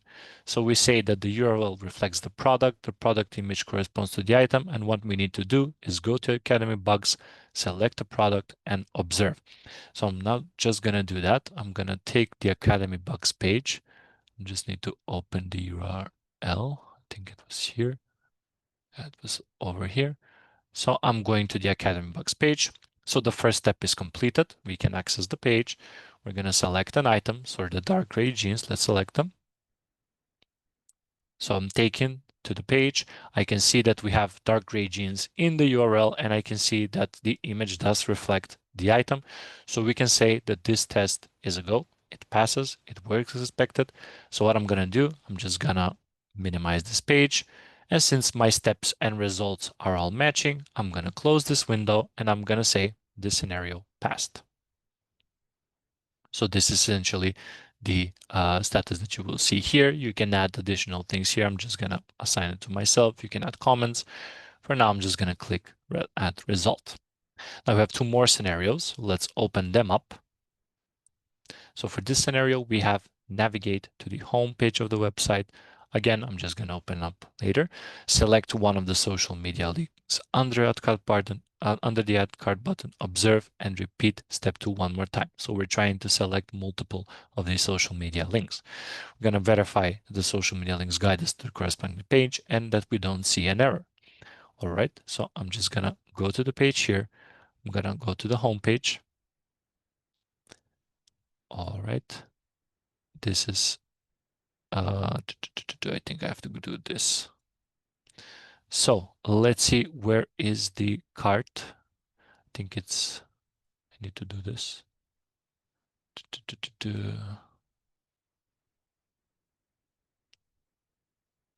Let's see. Why can't I see the social media icons except cookies? Not now. Wait.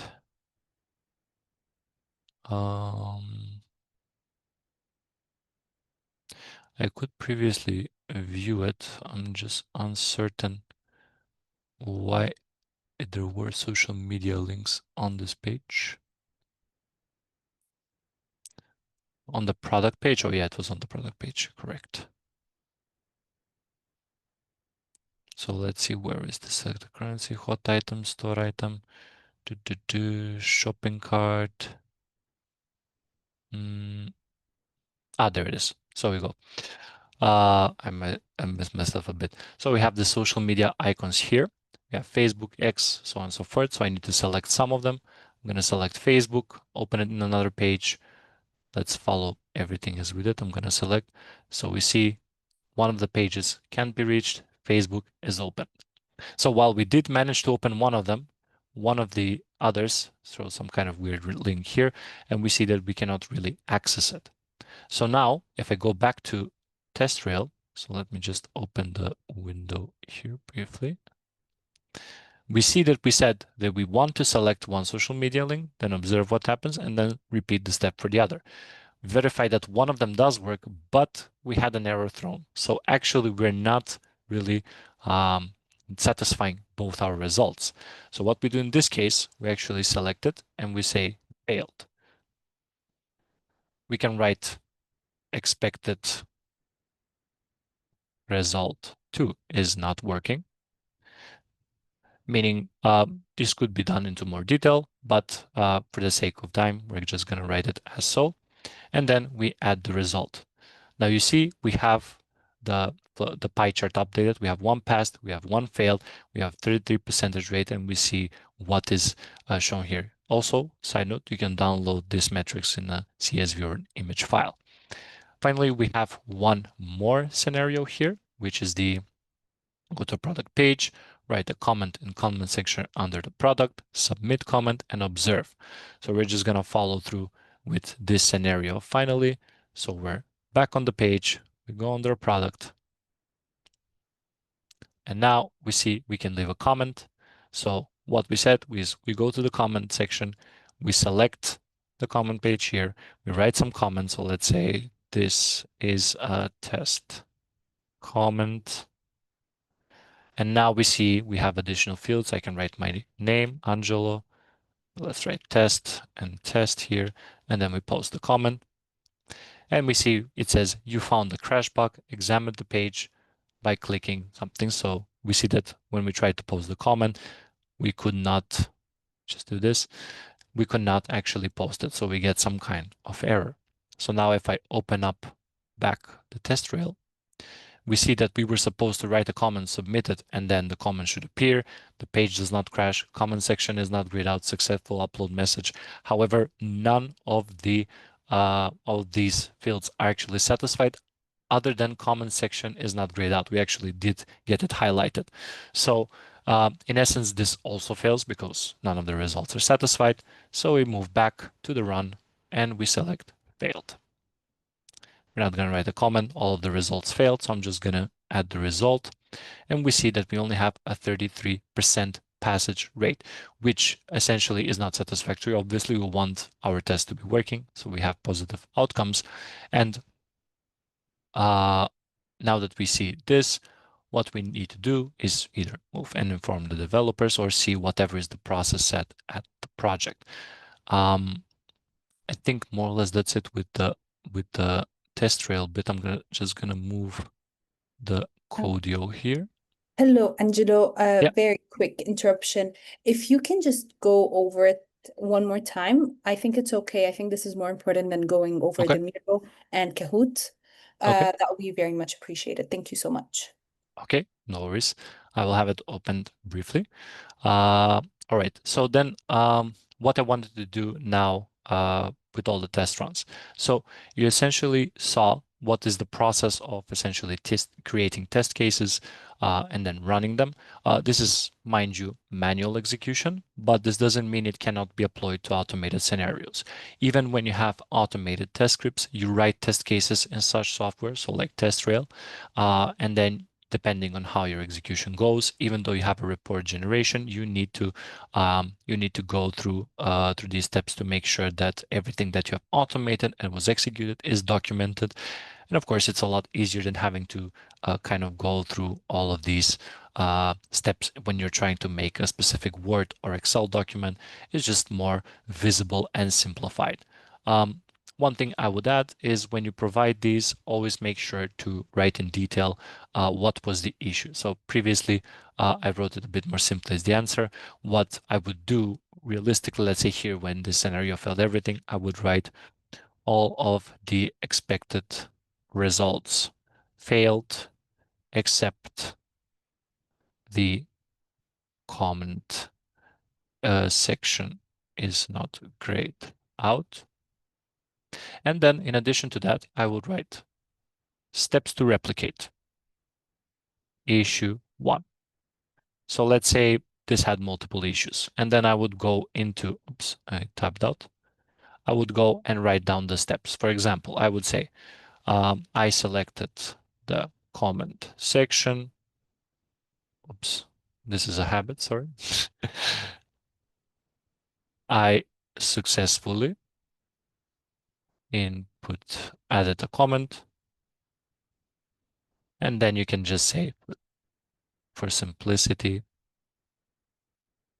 we saw that when I added the comment, I selected the post comment CTA, and then you can just write under or you can actually leave it on that and say expected actual result, actually.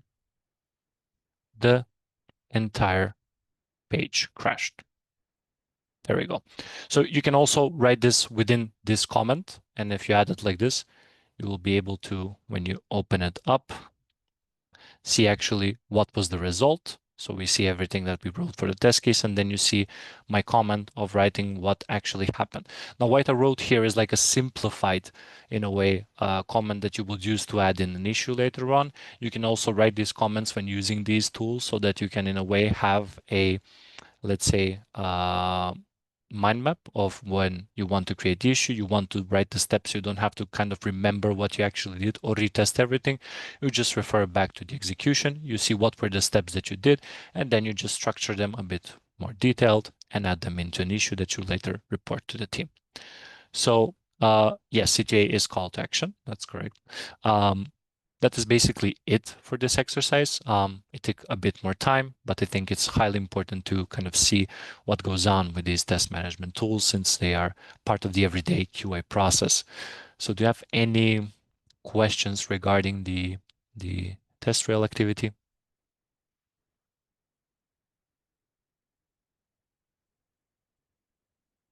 Valentina, are you referring to feature classes? I think Jumania can correct me if I'm wrong, but I think it's doable for some of the later classes. I think we can also use them for when we do something related to Selenium. We can draft test cases in these as well, and we can practice like that. So our content is already created for this program to ensure that you folks get the theory part, which I know can sometimes be very frustrating, but it's essential for, as Seraphin mentioned, interviews and that ISTQB certification if you're aiming to get it. But we promise this is only the start of getting your hands dirty. So you'll get it dirty moving forward. Don't worry about that.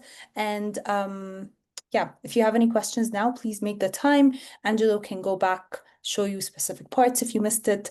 We have around 5 minutes left, so we should be good to go. Thank you. Right.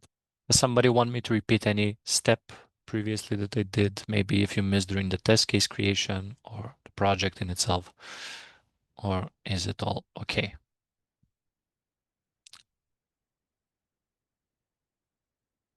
I see some people are typing. And I would also add, I see here. So here you manually insert the result of manual testing the website. Yeah, exactly. Again, you can do this for automation. So this execution, and I highly recommend it because you will get a report from automated tests most often, but it's good to also have it documented in the test or project management application for traceability. So you want to have those test scenarios that you covered with automation in the test management suite because it's easier to track. You don't have to think of, oh, where did I save the document from my test execution? So it's also good to have these scenarios then. Can I create one more test case? Yeah, we can do one more. I think we have time to run one more test case. Is there an automated tool that tracks all your testing steps? Well, technically, in what sense do you mean meaning you don't have to write it? So it kind of like you generate them without having to write them manually like this, right? Uh-huh. No, so the test cases you more or less have to do on your own. There are tools that can help you write code, actually, that you can use on a browser. There are plugins for that, like Selenium ID. You can do the clicking and everything there, and it generates code based on your actions. There is that, but this, yeah, you can't automate it. I'll try to do one more test case. So again, we're moving to the test cases. And I'm going to add a test case title. So let's refer back to actually I think the last one that we had here in the materials, which was the, let me take it, add to cart and checkout. So I'm going to open it now. Verify that a user can add an item to the cart and checkout. So we're going to name it like this because it is referring to adding an item to the cart and just doing a checkout. And then once you click here, we can open up our editor on the right. Select edit. Sorry, you're not sharing your screen, I think. Oh, it's not sure. Oh, okay. Let me. No, it's me not seeing. No, we can see it. Okay, good. All right, then I'm going to go into I'm just again gonna assign this to myself. Why not? And let's go do the steps. So navigate. So go to the product page of the Academy Bugs website. Select an item from the product list. So I want to make sure it's still easy to follow for anybody going through this. Go to the cart page, or actually we can write select the go to cart CTA. On the checkout page, fill out the necessary data in order to process the item and check out the item. I'm going to write it a bit more simplified, but again, we just want to see how the test case creation goes here. And then we'll write, we should be able to add an item to the cart. We should be able to see the add to cart page. The user should be able to check out the selected item. Now, I kind of shortened this because we're at the end of the lecture already. So in regards to this aspect, you can write a lot more expected results. I would even encourage you, if you want to do this in your free time, follow the fourth step, add to cart and checkout. You can actually create multiple test cases from this scenario only. So it doesn't need to be really this one test case that I drafted up right now, but you can actually write 2 to 3 test cases and validate multiple things, not the simple flow. So I would encourage you, if you want to actually go for this, it's a very good exercise and it will give you a more hands-on experience with TestRail and test management overall. So I'm just going to go ahead and save this. And I think if that is okay, Jumana, do we have some time to answer some of the questions, or is that all? Sure. Do they have any other questions? I think. I think I have, let me just check. I think Ines had one more from how do you determine the priority on the test case, or that is not necessary now? No worries, Binu. Just this one. So yeah, you determine the priority together on separate team meetings. So you don't actually do it on the get-go when you're just writing the test case. You usually have an idea of what is the requirement and what has priority over the other in previous meetings, discussions, and documentation. So it's not something you just do on the fly.